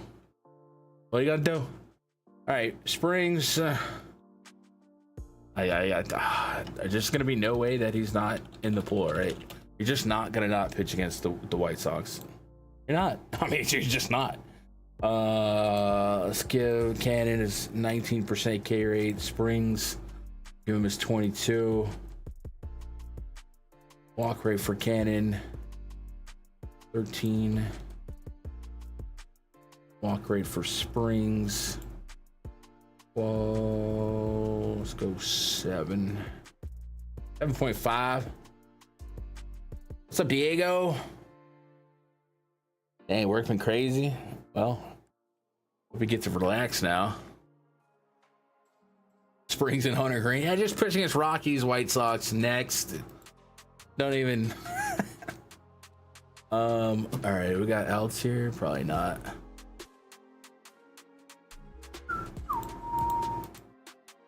What do you do for work, Diego? If you don't mind me asking. Always curious to see what the homies do.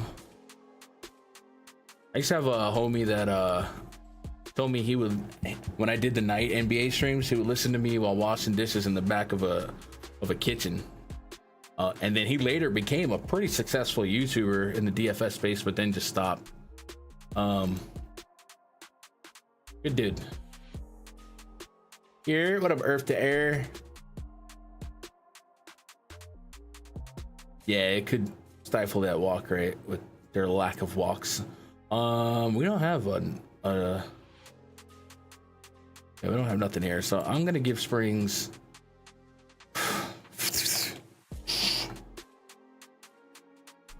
I'm gonna give him 15 flat or 15 and a half as a starter point. And then for Cannon, we'll give I might just give him 15 and a half. Go from there. Gives me 6.2 Ks for Springs. I bet his line is at 5.5 probably, if that's up yet.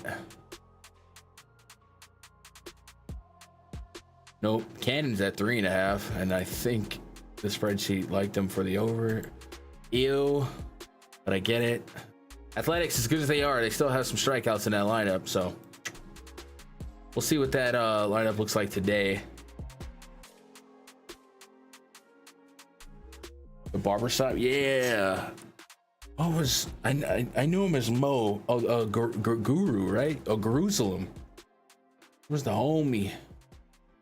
Cool dude. Yeah, I still love mixing it up with all the up and coming content creators. And then while I've been out the last 2 years, watching some of the people that I was trying to help humbly, like I wouldn't trying to brag about helping them, but I just wanted to help everyone. My buddy from the golf stream, dude, he's crushing it over there. I can't think of his name right now. My buddy, the Canadian homie we had on for an NBA show, he's been a Roto Grinders regular. My boy DFS Goat, he exploded. I love seeing Keg. He was a subscriber to our content at one time. I run DFS, and then he started getting into the game himself, and now he's a huge content creator. He actually stopped by chat a few times last week. But like, it literally brings me joy to see people that I got to see as a little seed sprout. Most of them are bigger than me now, and I ain't jealous. I'm happy, dude. That makes me happy. I feel like somebody I'm missing. Somebody else that I used to do.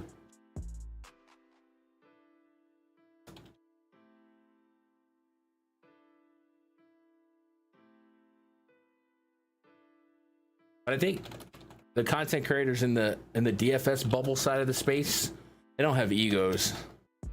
They used to back in the day, like the gambling space in general. A lot of machismo, a lot of testosterone. But then we just started seeing a lot of parody, a lot of free agents move in, and it's just like everyone's friends now. But if you like look at the sports betting purely guys that never played DFS, it's a freaking gimmick nightmare circus, bro. And those are the people Vegas likes. My ultra whale lock of the day, diamond level platinum, 10-1 in the past 11 days. I don't know. Mets at the Nationals. Brad Lort taking on Clay Holmes. Holmes with a 30% K rate so far this season. I think Holmes is suffering with a little bit of can't go longivitis. 6 innings against the Cardinals, his longest outing of the season, finally gets him into the contention of a quality start, but only at 91 pitches. So maybe it's because he's been such a bullpen guy that they don't want to turn him into a 110 pitcher guy, 100 pitch guy so quick. That's my only thing I can think of. But it is a good sign that he did get through 6, but it does kind of keep the, like, if you're going to project pitches, it does kind of keep a glass ceiling if he's going to stick at like a 90 pitch cap. And it's, you know, I'm not quoting anybody. I'm just going off of what we've seen game by game, because that was like kind of close to what we saw in spring training, and then he didn't really like super stretch off of that. So at 7,800, I'm certainly interested in somebody that has a 30% K rate on DraftKings.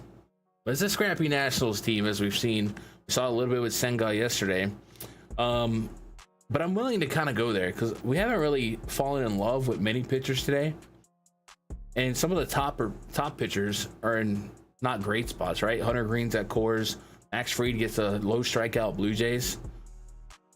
Jeffrey Springs, we're a little bit vomiting, clicking just because it's the White Sox. So to get Clay Holmes in the mix and just take a shot at that K rate, especially since that K rate has been playing against lefties as well, kind of don't hate getting there on DraftKings. On Fanduel at 9,200 with the potential lack of quality start ability, I'm like not super enamored, but I do think 7,800 has a place. Also 5.5 run total has a place, and that's what the Mets have. And I feel like the Mets are starting to become like the Orioles for me, where I'm just like, yep, this is the spot. Well, yep, this is the spot. Nationals, worst bullpen in baseball. Brad Lort, so far, a 1.8 whip, 16% K rate. Gonna challenge you to put the ball in play.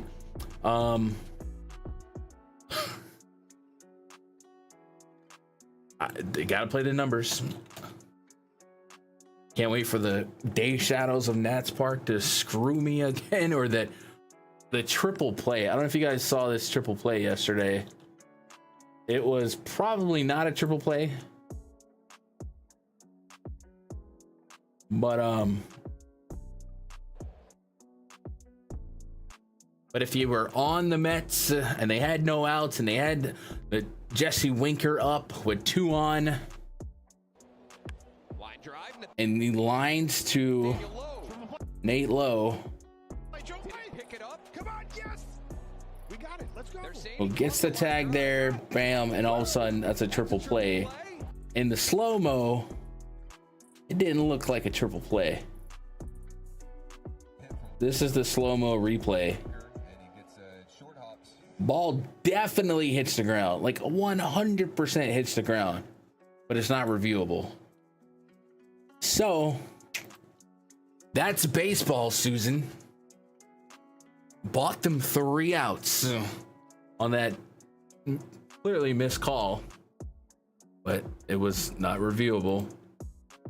It's a little bit of bad luck going the Mets' way. Just a little bit. Could have been a double play. I think he had to look at the umpire to call catch or not, and that's kind of like an on-the-fly decision. But a triple play is kind of wild. Yeah, Alonso's crazy. Alonso is actually the thing with Alonso what magnified Alonso's season for me is a couple weeks ago when the quote came out from Juan Soto. He was talking about, I don't have the best hitter in baseball behind me anymore. Homie, you got Pete Alonso batting 340 behind you. He's a perennial home run leader every year. Like, what do you mean? 681 slug. He's going nuts. Anyway, Mets offense, top of the interest ranking. Damn, I'm gonna go with some Clay Holmes. And probably like Nat Substack. It'd be like James Wood or whatever.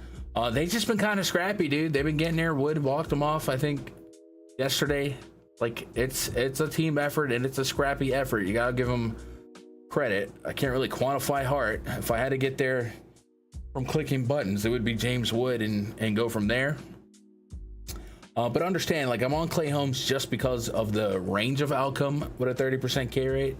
But this is not a big K rate team. 20%, one of the lowest in baseball. So we're just kind of taking the value at the price and hoping he can extrapolate.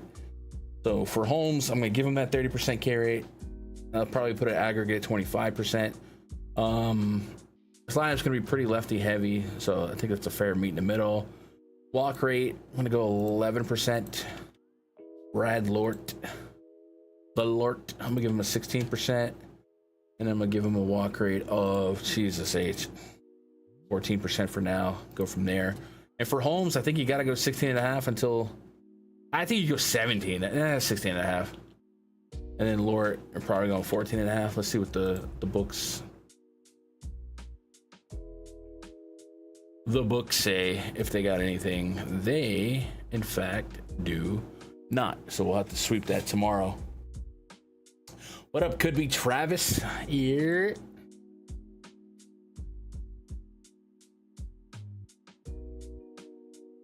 I said I wasn't drunk at Taco Bell, I'd be lying. You guys ever heard of Taco Bueno?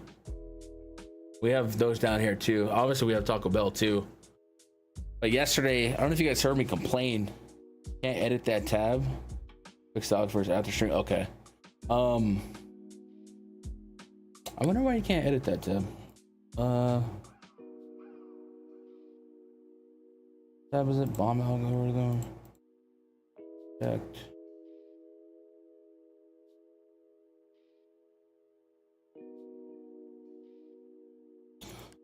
Can you edit any tab? I wonder if when I made the new sheet yesterday,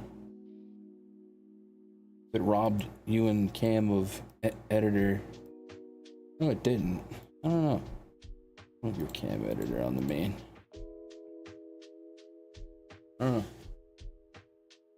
The roof, bro. By the way, oh my god, guys, I gotta show y'all. Freaking there's this tree above the front of my house. Some of you guys heard me complain about it the other day. The limbs fell on my car, and the tree's been kind of falling years and blah blah blah.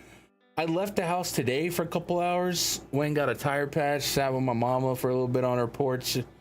I come home, literally where I park, like literally where I park, there are two like massive, I mean massive, like dang near trees right where I park my Jeep in my yard.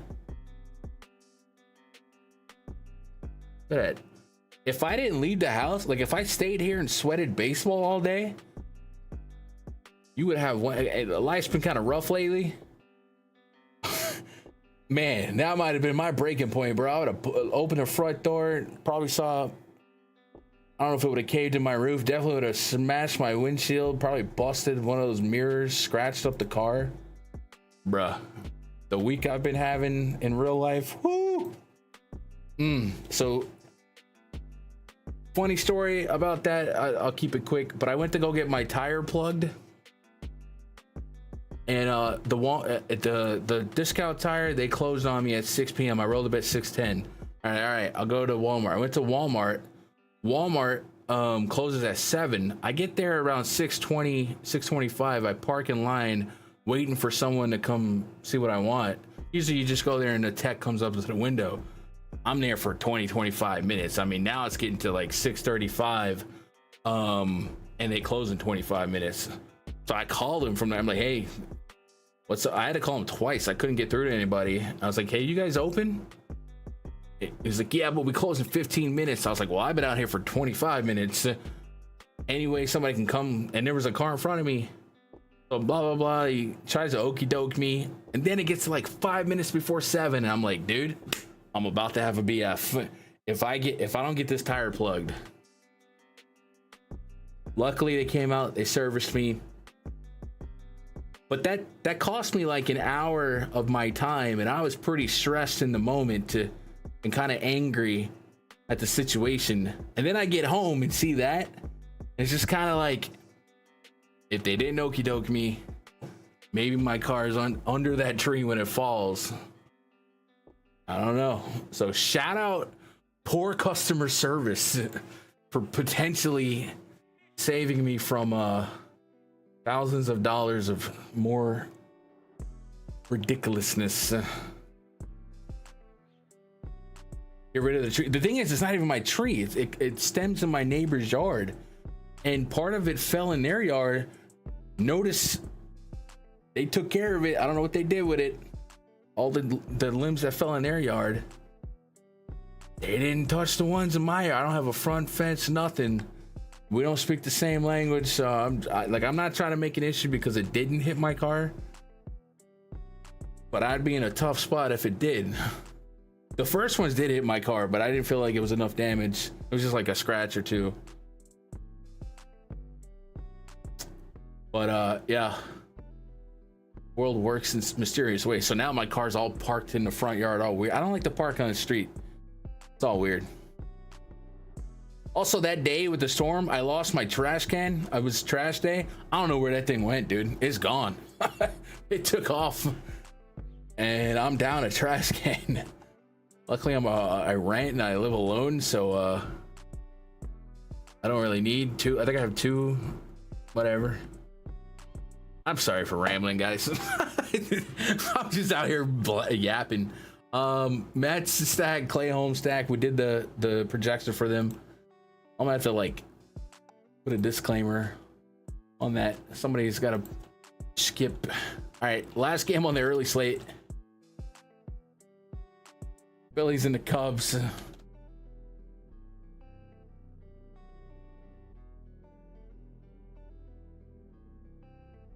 So it is a Wrigley wind game, but it actually looks like the wind's blowing in. So hopefully no swirly birds happen and it changes things. But I guess we'll see. But that's how the Windy City plays, man.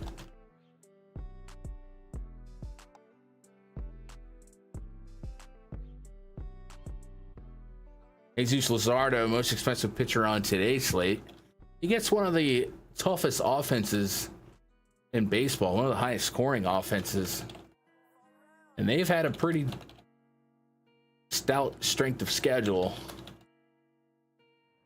where they've had to go blue for blue. Hello? You guys see a cat? Look at, what are we doing? What is happening? That was off the rail. Mari, what are you doing? You just trying to get some camera time? I don't know if y'all can. There. Where's Jake? Jake likes cats. I don't know what she's doing up there, but whatever. There she goes. What kind of show are we running here? Complaining about tires and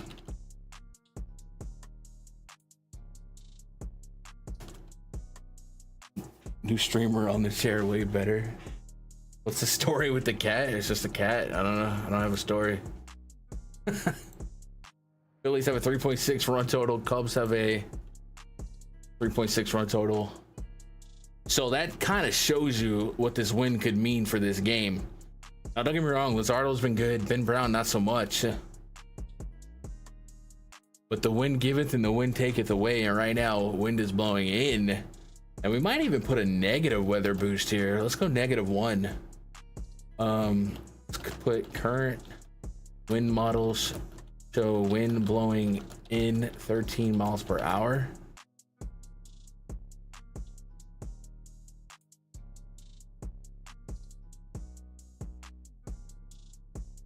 And because of that, I think Luzardo has to be a little bit more intriguing. His 30% K rate with a little bit of help that maybe keeps some fly balls in the park, but he's not been having an issue with that anyway. And Ben Brown is just, yeah, you know,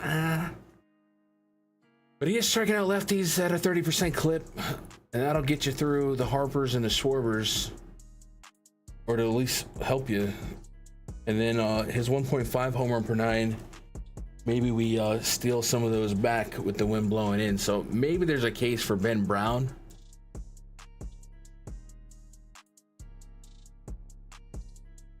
But it's not a fun click, that's for sure. And then past that, if the wind gets super hyped up and, you know, it just gets no ownership on a slate with cores and a couple in athletics, if you can get the Phillies and the Cubs low enough, they're still a talented team. Sometimes weather gets smacked in the face and you can get a top 2 scoring Cubs offense. They might even be top 1 after this last couple of days. Yeah, Cubs are far and away the #1 scoring team in baseball. 40 stolen bases too, so most stolen bases in the league. So 3rd in homers. What about hits? What about doubles? 5th in doubles. 1st in hits. So it's not like the Cubs have to hit homers to get there. And even though Pete Crow Armstrong has been hitting homers to get there, he's still pretty doggone fast, can steal some bases. So it may not necessarily be an avoid spot where you got to get bombs, because both bullpens are very attackable. And if the wind blows ownership down enough, I think it's a fun spot to get to. No matter what, it's a massively uphill battle for the Cubs. Not only do they have to contend with the wind, but they got to contend with Jesus Luzardo, who's been really good. So it's only a betting on talent or betting on a knock on wood Logan Gilbert situation where you dip into the pen quicker than you wanted to. And then kind of like inversely the same game theory. Ben Brown, I do think is a little bit easier to get. So we'll go that, and then we'll go Cubs. But this is like purely kind of playing ownership, assuming ownership on these two are going to be low. Because I mean, 5,700 for Bryce, 5,700 for Schwarber, 51 for Trey. You're paying top dollar premium. I gotta assume that's going to be correlated with low ownership versus what else is on the slate, and that's just a game theory move over anything. Luzardo played AAA at Las Vegas. Can you tell me more about the cat? Well, the cat's name is Mari, and it's short for Mariposa, which is Spanish for butterfly. Butterflies are my favorite creature. My car's name is Mariposa. My cat's Mari. My wrestling gear. I don't know if you guys, some of you guys don't know that I wrestle. Can't really see it here. I have like a skull butterfly on my wrestling gear. I'm big into butterflies, man. Can't explain it. So the cat's name is Maury. Adopted her like 2 years ago. She's here to stay. The dog is a foster, but the dog's pretty goated. Let's go 25% K rate on Ben Brown. Walk rate for Luzardo. Let's go 5%. Ben Brown. Go 12%. Luzardo's 17.5 with some juice on the over. We'll go 17.5 there with 15 on Ben Brown. And then we'll give Luzardo 2 towards the QS. You feed the cat? Dude, that cat eats more than I do. Cubs can bunt and get on. Yeah, but I mean, you're not stacking bunts. You're stacking doubles. You're stacking stolen bases. They steal bases a lot. I'm just saying there's bad timing, but multiple ways to skin a cat. Meow. Kyle Tucker, by the way, you think of him as a power hitter. Look at it. He's stolen a base in each of his last 3 outings. One of those games, he stole 2 bases. So even if they're not hitting bombs, they're stealing. And most of them are stealing, too. That is our early slate. So we'll get that set up in the spreadsheet. We'll call that the main slate. What are you saying? Yeah, we'll call that the main slate.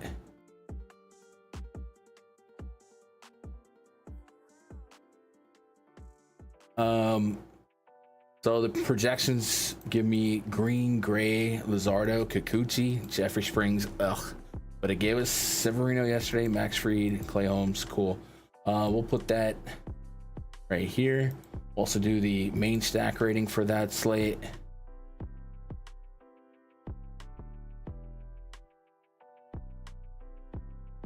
Athletics, Yankees, Mets.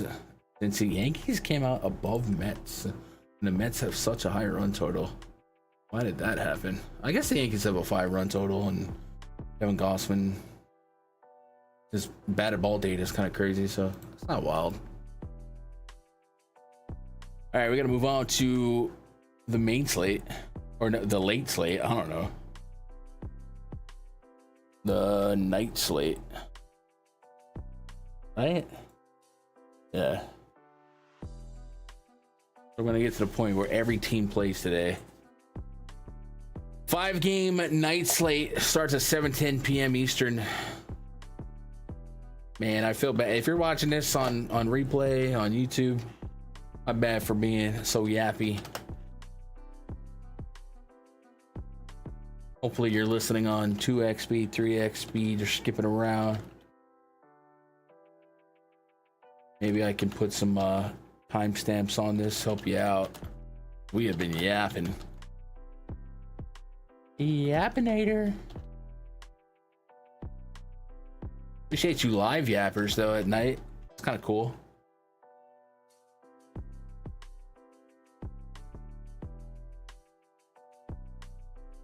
Jonathan India, Bobby Witt Jr., Salvador Perez. Reminder to you guys, especially at this part, since most people are skipping, this is a new slate. You guys didn't see today. Season passes 149. It was a yesterday only thing, but since the stream is technically the same day, it'll be good throughout this slate lock, and then for Sunday we're back to normal. If you want to lock in for the season, get in the Discord, get the daily access to the spreadsheet. Let's help you out with a little research. Good way to support the stream, support the site. Right now the YouTube channel not monetized, but the only way the site's generating revenue is through YouTube subs, or no, excuse me, through MLBgrind.com subs. So looking to show some appreciation for the daily streams. Get a little something back. One way to do it. Astros got a 4.4 run total. Royals 3.8. Framber Valdez towing the slab. 136 on the whip. That should not be green. There we go. 22% K rate for Framber. And Framber, kind of like Max Fried up there. You don't play him for the strikeouts. He can get them here and there when he needs them, but you play him for the ground ball rate and the ability to get to 7 innings more often than not. And if he can't do that, oh, we got the different tab, then you're in trouble. 6, 4, 6, 5, 7 innings in his last 5 outings. Couple tough spots. San Diego, a low K team. At St. Louis, you would have thought maybe get a little bit better results than that. He hasn't touched 100 pitches, and he has been allowing a lot of hits as of late. But hits are correlated with ground balls, so sometimes you're going to be a little bit unlucky. So we can maybe go look at those game individual results and see if we think he was a little bit on the unlucky side or nah. So he had a 3.7 whip against St. Louis, and that was one of those games where he had a ridiculous amount of hits allowed. BABIP on that game was 526, and that's certainly unsustainable. Matter of fact, his last 2 games pretty unlucky with BABIP wise, but especially against St. Louis with a 526 BABIP. And then plate discipline, what you expect from Framber. I'm gonna okay, cool, it's Framber, I trust him. But what we don't like here is this Royals matchup is not what you want. It might be the worst matchup on this slate for strikeouts, which could do one of 2 things. Even though they don't strike out a lot, only 3 of these top 6 hitters have elevated walk rates that might eat up some pitch counts. If you're gonna get a swing happy team that I don't know, let's go look at that. Let's go look at the swing percentage for this team. If they are swing happy, it could actually be a little bit of a positive for a contact pitcher that ground balls his way through innings, because it could get him deeper into the game.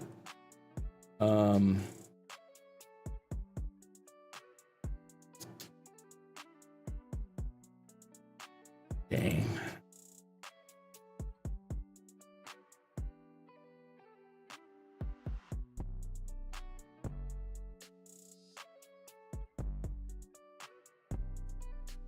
There we go. Swing percentage. So yeah, a lot of 50% or better swing rates, a decent amount of swinging strikes, a lot of first pitch strikes too.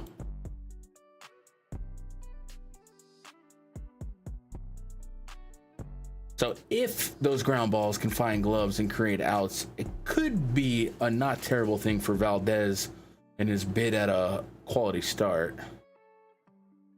We'll put a projection in for him, the 22%. Waka on the bump for the Royals. Not much to see here, but he does get Kaufman. Give him an 18% K rate. And then walk rate for Framber, give him 9%. And for Waka, we'll give him way more righties than lefties. We'll give him 8%. We have any sportsbook outs here for Framber? 17.5, a little juice on the over. 16.5 for Waka. 17.5, 16.5. I'm gonna give Framber 1 towards a QS, maybe 1.5. Well, they're probably not. They're minus 140, but what's up, Power? I've seen the Fanduel salaries on the Boston versus Cleveland players.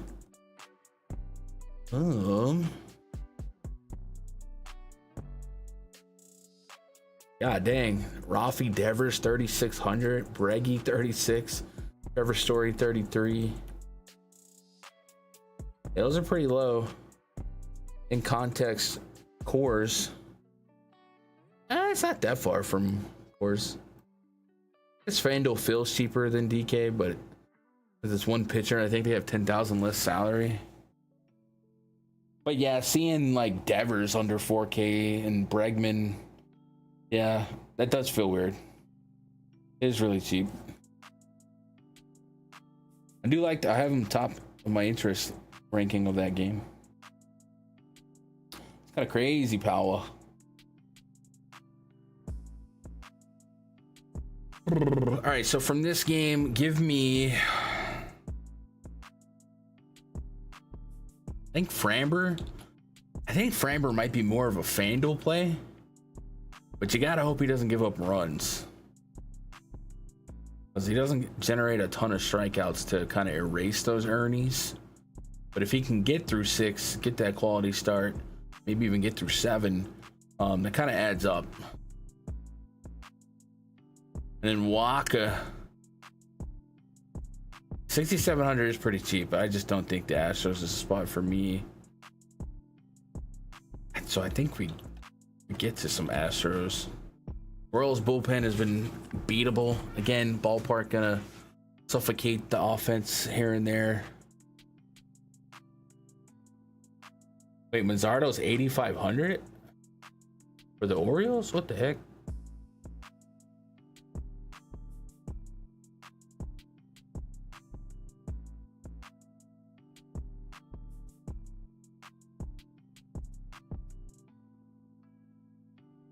You sure? I got 31.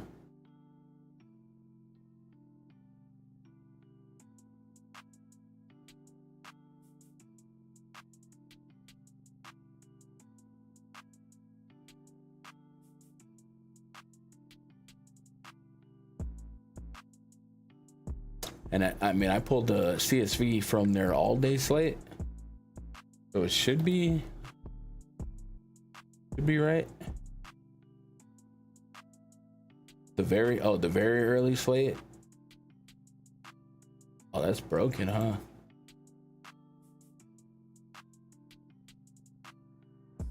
Yeah, I see that, dude. What the heck? Huh?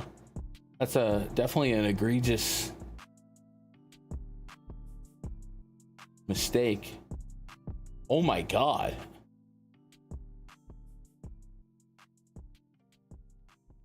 That slate's unplayable, dude. What the freak? J-Ram 9,500. Jaron Duran. I mean, I wouldn't play that slate anyway. Jaron Duran 9,500. Devers 9K. Manzardo 85. Quan 8K. Dude, what the heck?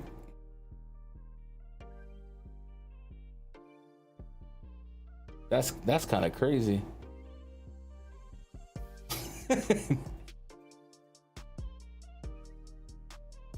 And it makes it a 1, 2, 3, 4, 5. Oh my god, bro. And it's probably too late to fix that, huh?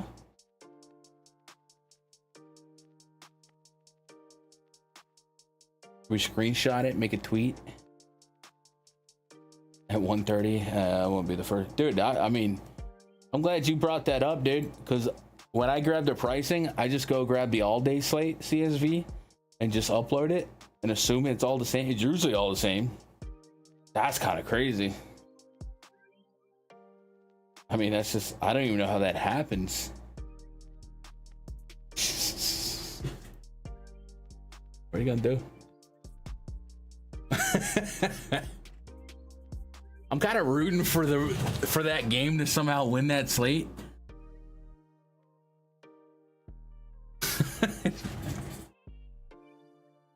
That's funny. Yeah, that might jack up the stack rating.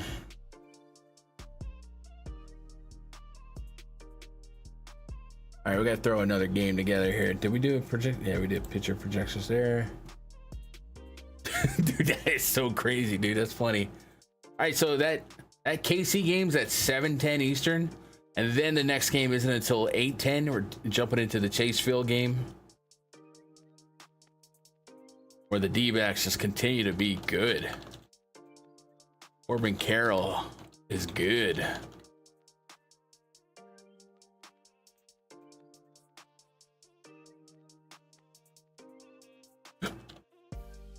And they're like soon, hopefully, you're gonna get Ketel Marte back. You kind of forget they have Ketel Marte as solid as they've been, yeah.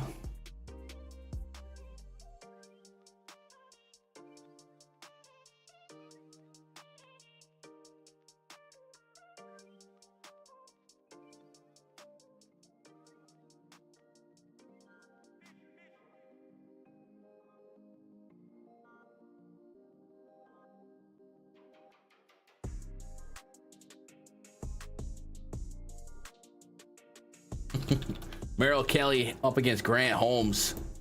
The Braves have a 4.8 run total. The D-backs of 5. Pretty sure yesterday we revealed that the roof at Chase Field is supposed to be open today. Saturday open, so that is the case again. But roof projected open. And that makes it 80 plus degrees. I'm gonna give them a little bit of a weather boost.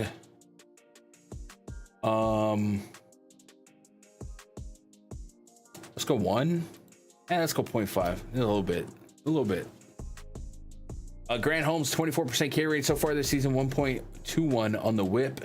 Expected ERA 4.51, the 4.68 Sierra, both well above the 3.2 ERA. A little bit on the lucky side is Grant Holmes. But going back to last year, 68 innings, really good at keeping lefties at bay. Has not allowed a homer to a lefty in the last 2 years. And that's kind of the best players on the D-backs. He's also holding him to a pretty low average, but I don't know if that's going to be super sustainable at 158. But he does also walk lefties, and if you're walking Corbin Carroll, much like the aforementioned Kyle Tucker, he can steal on you. And yeah, so kind of a unique quirk here for Grant Holmes in his 90 innings of combined sample from the beginning of last year, keeping lefties inside the park. With that said, Merrill Kelly pitching for the D-backs here. Kind of a contact guy at this stage. 5+ expected ERA this season. 4.58 Sierra. Struggling to keep lefties in the yard, unlike Grant Holmes. But my favorite Braves for power are righties. Austin Riley, Marcell Ozuna, but maybe a good spot for Matt Olson. Kind of like reversing here. I think we have to respect the situation, right? 2 contact pitchers in a volatile park. I think the D-backs have been a little bit better. I'm gonna go Braves, and then I don't know that Grant Holmes, I don't know, 6,200 for Holmes. Obviously 20+ fantasy points is in the realm of possibility. 5+ innings in back-to-back starts, 100+ pitches in 2 of his last 3 starts. Has had a hellacious strength of schedule at San Diego, at LA, the Phillies, at Toronto, and then Minnesota. And we know Toronto, not a strikeout team. At LA, you couldn't really ask for much harder. And San Diego's not even really a start. He only threw 9 pitches. I guess it was in relief. So it's 3 full outings. GG Dodgers. All usable outputs at this price. Like, I don't know what he's got to do to get a price increase. He's actually got a price decrease at 6,200. If he's gonna keep lefties in the yard and flirt with a 1-4 K rate, I know this D-backs team, they're not a strikeout team, 19% aggregate K rate, but I feel like the value opportunity on DK is just, it's too strong to ignore, right? So we got to put Grant Holmes in the blender for DK. And then Merrill Kelly doesn't really offer much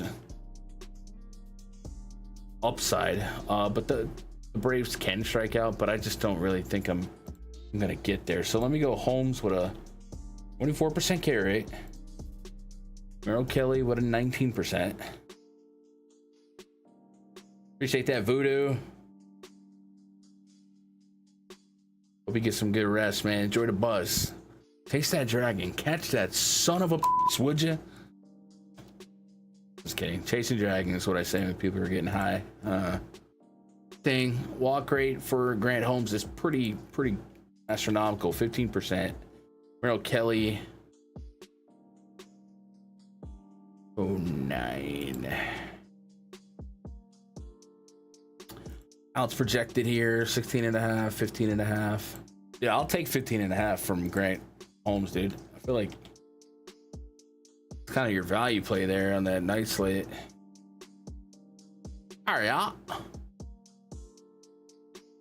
Keep it moving.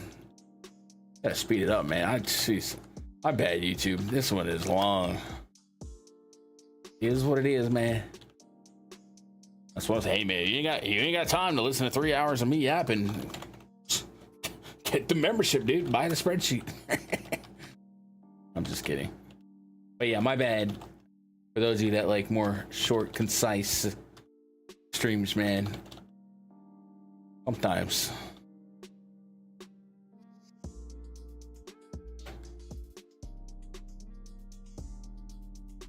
Sometimes may be good.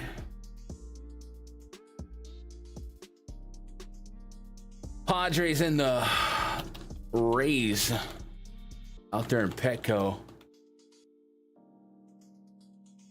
They put Gavin Sheets in the projected. That's a good sign.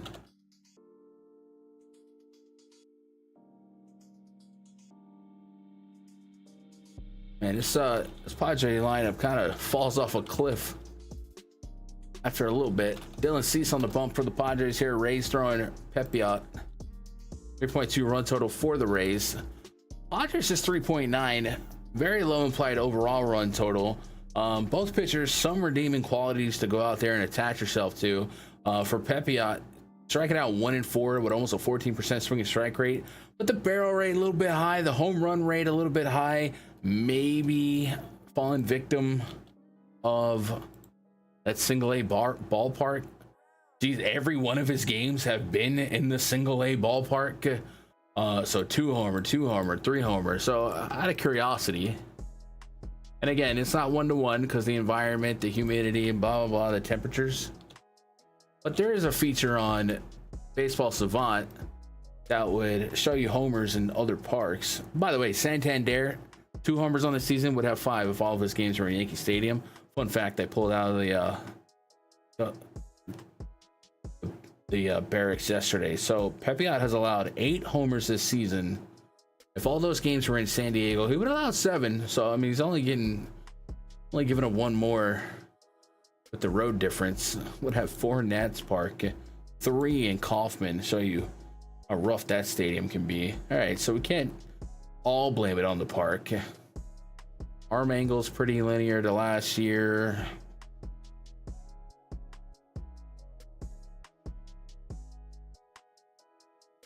Expected slug on the fastball, 616 last year, 347. Fastball's getting hit a little bit more. 306 expected average this year versus a 172 last year, but also a little bit of a strength of schedule maybe influencing Boston, Yankees, Rockies, Pittsburgh Angels. Jury's out, but he has been run through it in the last 3 games, giving up 2 or more homers while also getting his strikeouts and a serviceable pitch count. So you think this park, this environment, this temperature, all that's favorable to him, as it was likely closer to 80 degrees than 60 degrees out there in Tampa. I'm willing to kind of give him some regression to the mean, and the mean being the last 2 seasons. The 115 whip from last year versus the 1.5 whip from this year. That 328 average allowed to righties this year versus 216, 241 the 2 seasons prior.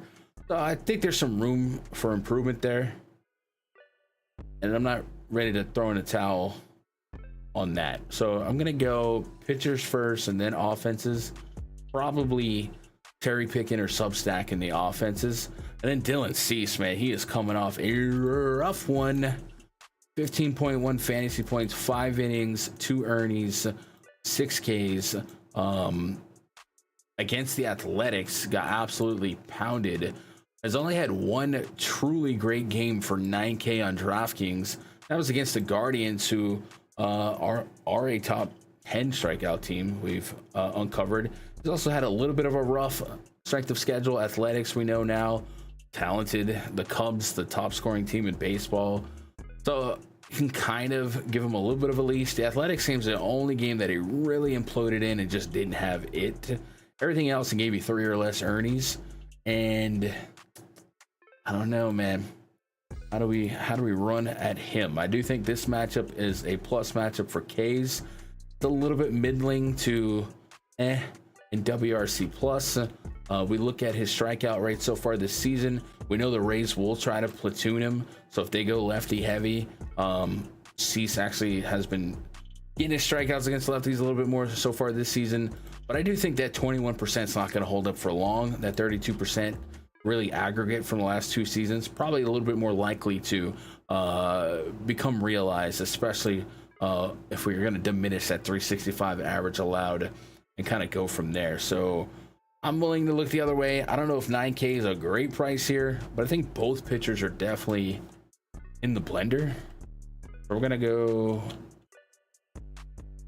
Cease and Pepiot, and Pepiot might be more of a DK hunch at 7,300, and then we'll go Ray's Substack, which I think could give you a little speed if they lead off with Simpson, and then Padres Substack with the obvious suspects being the obvious suspects. Let's go 24% carry on Pepiot. Cease, we're gonna give him I'll give him that 27, and then Pepiot will go 7 on the walk.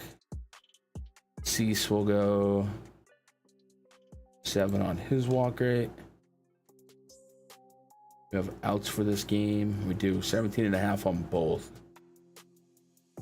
That's a good sign.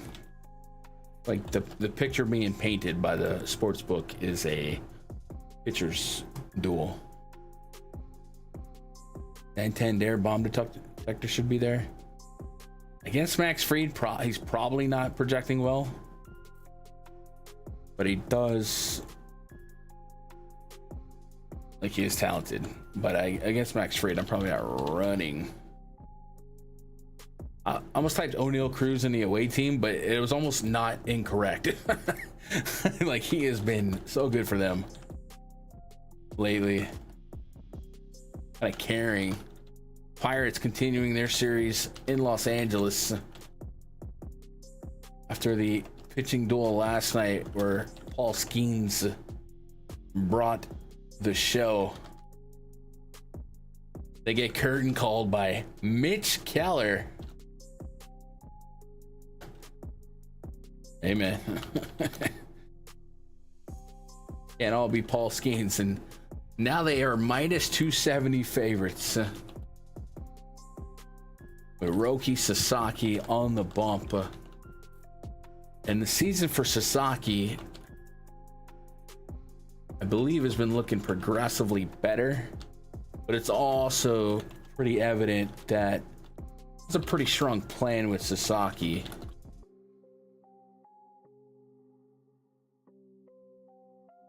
Roki.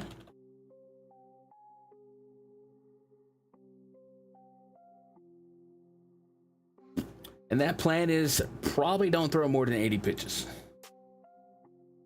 He did make it through 6 innings against the Rangers on 78 pitches, 4 Ks. He's having a insane battle with throwing strikes.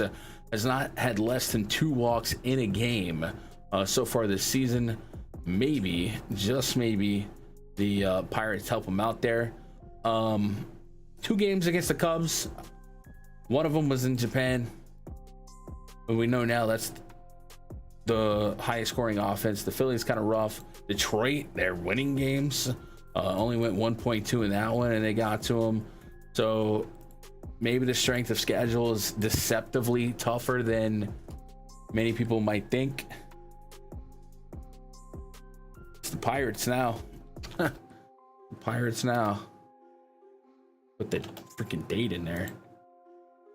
8,200 if we're going 80 pitches. The Pirates, I tell you what, as much as they seem like they suck, there's some walks in this lineup. An aggregate 8% walk rate. If you take out Cabrian Hayes and IKF's low walk rates, you get closer to a 9 and 10 real fast. And that's not good news if he's going to be on a implied pitch count.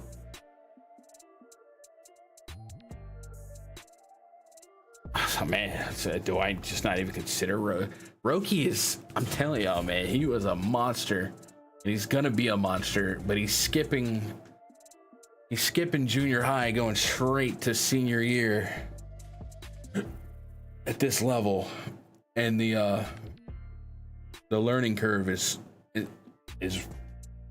obvious. All All right, first and foremost, we'll go Dodgers.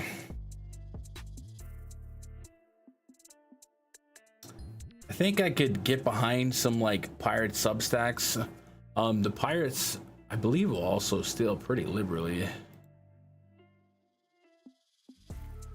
Pittsburgh is 4th in stolen bases. So if Rocky's walk problem becomes a problem, you can see some guys stealing bases and instantly putting Roky in a tough spot. And the over 3.1 might be a fun bet too, if that does happen. And then you get into the Dodgers bullpen, which is, you know, this another pitching staff that's pretty banged up, and their bullpen on the season has not been super strong. But I guess, I don't know, it's the Pirates. I don't want to go too crazy on Pirates interest here. I'm gonna go Pirates substack. And I get it if you want to keep taking Roky stabs here. I think I'm gonna chill for now. This feels like even if he went out there and went nuts at 8,200, is he still on 80 pitches? He's still walking people. What's the worst he could do? Dodgers not scoring until May 1st feels right. Freaking A, man. We did a projection on that. Yep. Okay. Lastly, last game on the slate. Appreciate you guys that are live and hanging out, getting through it. Marlins, who got a little lucky yesterday, only catching a couple innings of Logan Gilbert, and then Gilbert left with an injury. And then afterwards, a couple bombs, one of them by this cheap catcher who is still cheap. And I think we've pointed it out a few times on these streams. He's really good. He's a bomber. And if you're gonna get, first of all, catchers are pretty shallow position anyway, day to day on DraftKings. You're gonna keep getting a cleanup guy with a 1. OPS in the minors, and so far so good in the majors at less than 3K. You just kind of keep playing it. Almost matchup be darned, but yeah. And as the away team here, you know, implied for that 4 to 5 at bats. Just a really slow boogie to get his price maybe to where it needs to be to not be considered. So he's gonna fall wherever he falls in your mass entry. But if you're out there grinding them single entries, so looking at that late slate, I mean, Raleigh 5K, Sean Murphy, part of that Chase Field game 4K, Salvi 4K, you're literally chopping those prices in half. When you look at the Miami cleanup hitter and Augustin Ramirez. And I mean, this is a glitch. 17, 17, 21, a 2.1 OPS so far, which is video game numbers. And even at half that, which is what it is in the minors, it's just too cheap for that position. Like you can make up a lot of ground at the catcher position when it comes to value. So maybe more of a thought process for like single entry. But yeah, too cheap. 3.1 run total for the Marlins. The Mariners at 4.6. So on top of the injury to Logan Gilbert yesterday,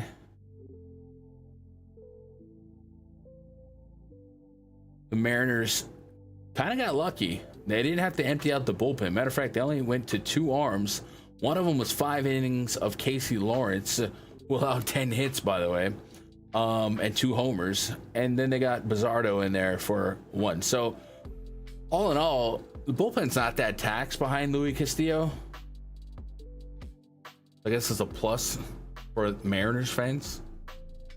But Castillo hasn't been as pristine this season as we knew him to be in the last couple of years, and it's kind of been like a progressive decline from the last couple of years. Now, I don't think he's going to be a sub 20% guy with a over 10% barrel rate, but you know, maybe he could be.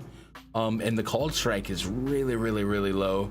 And that's not like he was an 18% called strike guy. So this 20% K rate could be around for a little bit. Now, this is probably his better matchup in a long time. Probably. Toronto, tough spot. At Great American Ballpark, tough spot. Houston and Detroit, and then the Athletics, which we know now, pretty decent. It definitely looks like on paper this matchup beats all those spots. And 8,600, I'll take the discount. Let's not cheap the research here just because it's the last game. Let's go look at game by game. Bringing strike rate into single digits the last 2 games. Toronto, we know, hard to strike out team. Cincy's kind of, I'm on the cusp on that one. Or Jekyll and Hyde. The xFIP in the last 2 games have been not what you want. The BABIP has been through the roof in 3 games straight. 385, 375, 500.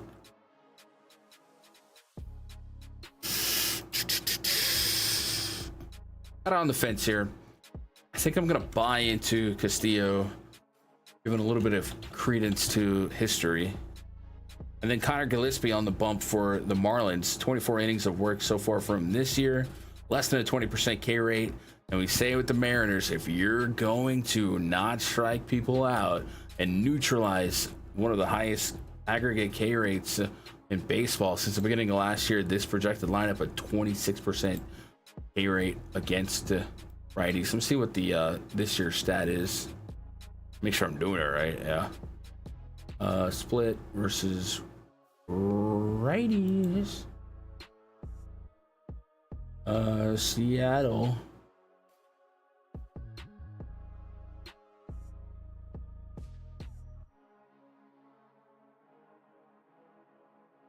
Blind. Control F. Seattle. Seattle's been a little bit less than league average. If I did that right. But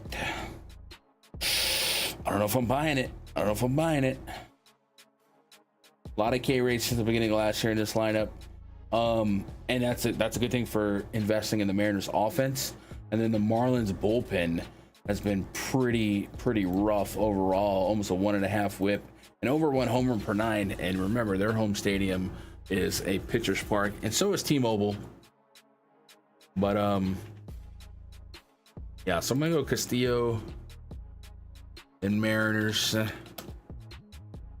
Not playing Gillespie. I think a Marlins substack could be scrappy. How the Marlins looking on stolen bases? I feel like some of these teams that play for nothing, they're a little around league average, 22. It's really just the Edwards, Jesus Sanchez, Agustin Ramirez, and even Wagaman to an extent. Like 1 through 4, I could easily make a case for. Not a fun case. I'm way more on Castillo than that, but yeah. Let's fill out. We gotta fill out the pitcher projections from last game.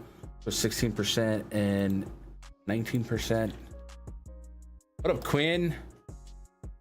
Still waiting on you to get drafted, dog. Oh wait, that's whatever. 19 on Gillespie. I'm gonna give Castillo 22. Just kind of giving him the benefit of the doubt here, but you could argue against that and say he doesn't deserve it. Let's go 7% walk rate. Castillo, let's go 9%. Oh wait, we did that backwards.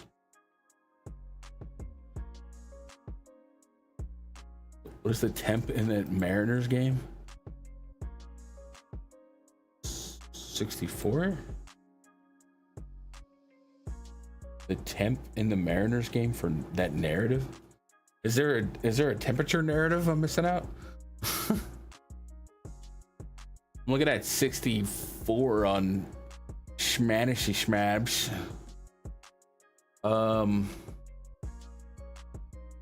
There's some special tier bad stats when it's under 55. What the freak? I'm sure somebody's quantified that. I don't know how to even pull that information. Color 8. Jesus, Roki 17. Do we have outs for Keller? No. No, on that either. So for Mitch Keller, I'm gonna go 15.5. Roki, I'm gonna go 14.5. Last one, I'm gonna go 15. Luis Castillo, I'm gonna go 17.5. Simple as that. And then for Castillo, for now, I'll give him 2 towards a QS. And then let's go pull up put these in a projection tab. So let's go. I have to rename it. Oh wait, what did I just do? I guess I should have this might be a little confusing to the subs. I gave the early slate the title of main since it has the most games.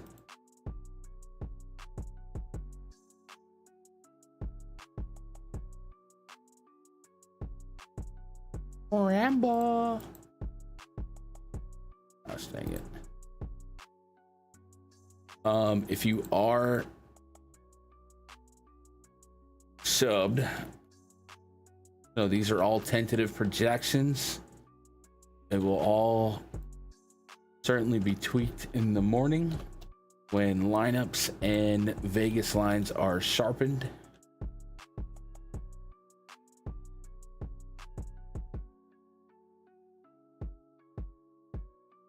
But that's the point of this night before streams, to get a baseline. Yellow. Saki. Guess that I'm getting drafted before shit, dude. That poor kid. I didn't watch it, but on my timeline a minute ago, there were some comments from Dion. I'm sure those comments are real nice. Rename this to night. Get your projections. Go to the early stack rating.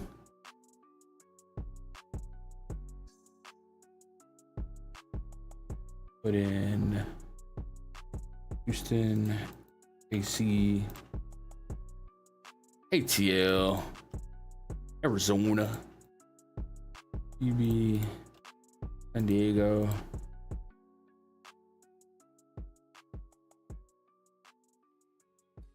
Yeah, man, it's a rough spot for the kid. What the freak? Hey, do I not have... I gotta code the Dodgers in there. I got an idea. Are the Dodgers in the main stack rating? I don't have the Dodgers in that one either? What the heck?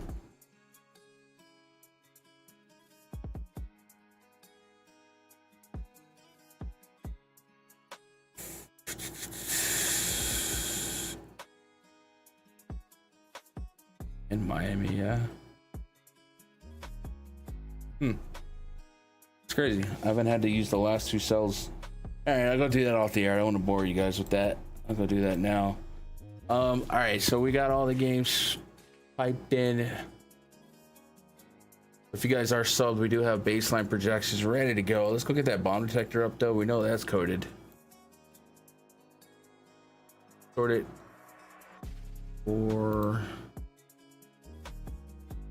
Judges at a 491. Dude, that's might be the most I've ever seen.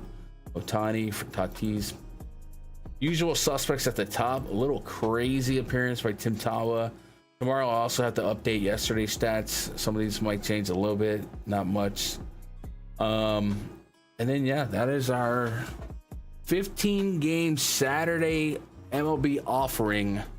And it only took us forever to chop it up, man. So let me go tidy up some stuff in the spreadsheet. I appreciate you guys hanging out. Remember, for the rest of today, get into that season pass special. We'll be back tomorrow night, somewhere between 10 and 11 p.m. more than likely, to break down Sunday. No stream Sunday. Then we'll be back Monday afternoon, probably Tuesday afternoon. And then I think it's going to be Monday, Tuesday, Fridays, day streams, and the other days, night streams. Also, I got wrestling on Sunday, but that's an early slate, so I'll be able to have full coverage on the early. Or the main, which is the early. I may not be around for the lineups for the Sunday night baseball, but I'm sure we'll get some help. Appreciate you guys. Twitter.com/Gundecker. If you got anything else for me, hope you have a good night. Get some rest. Have a great weekend. Enjoy your family, man. That's my one request here. After this week, on my side of things, enjoy your family. You just never know. Tell somebody you love them. I love you. Good luck. God bless.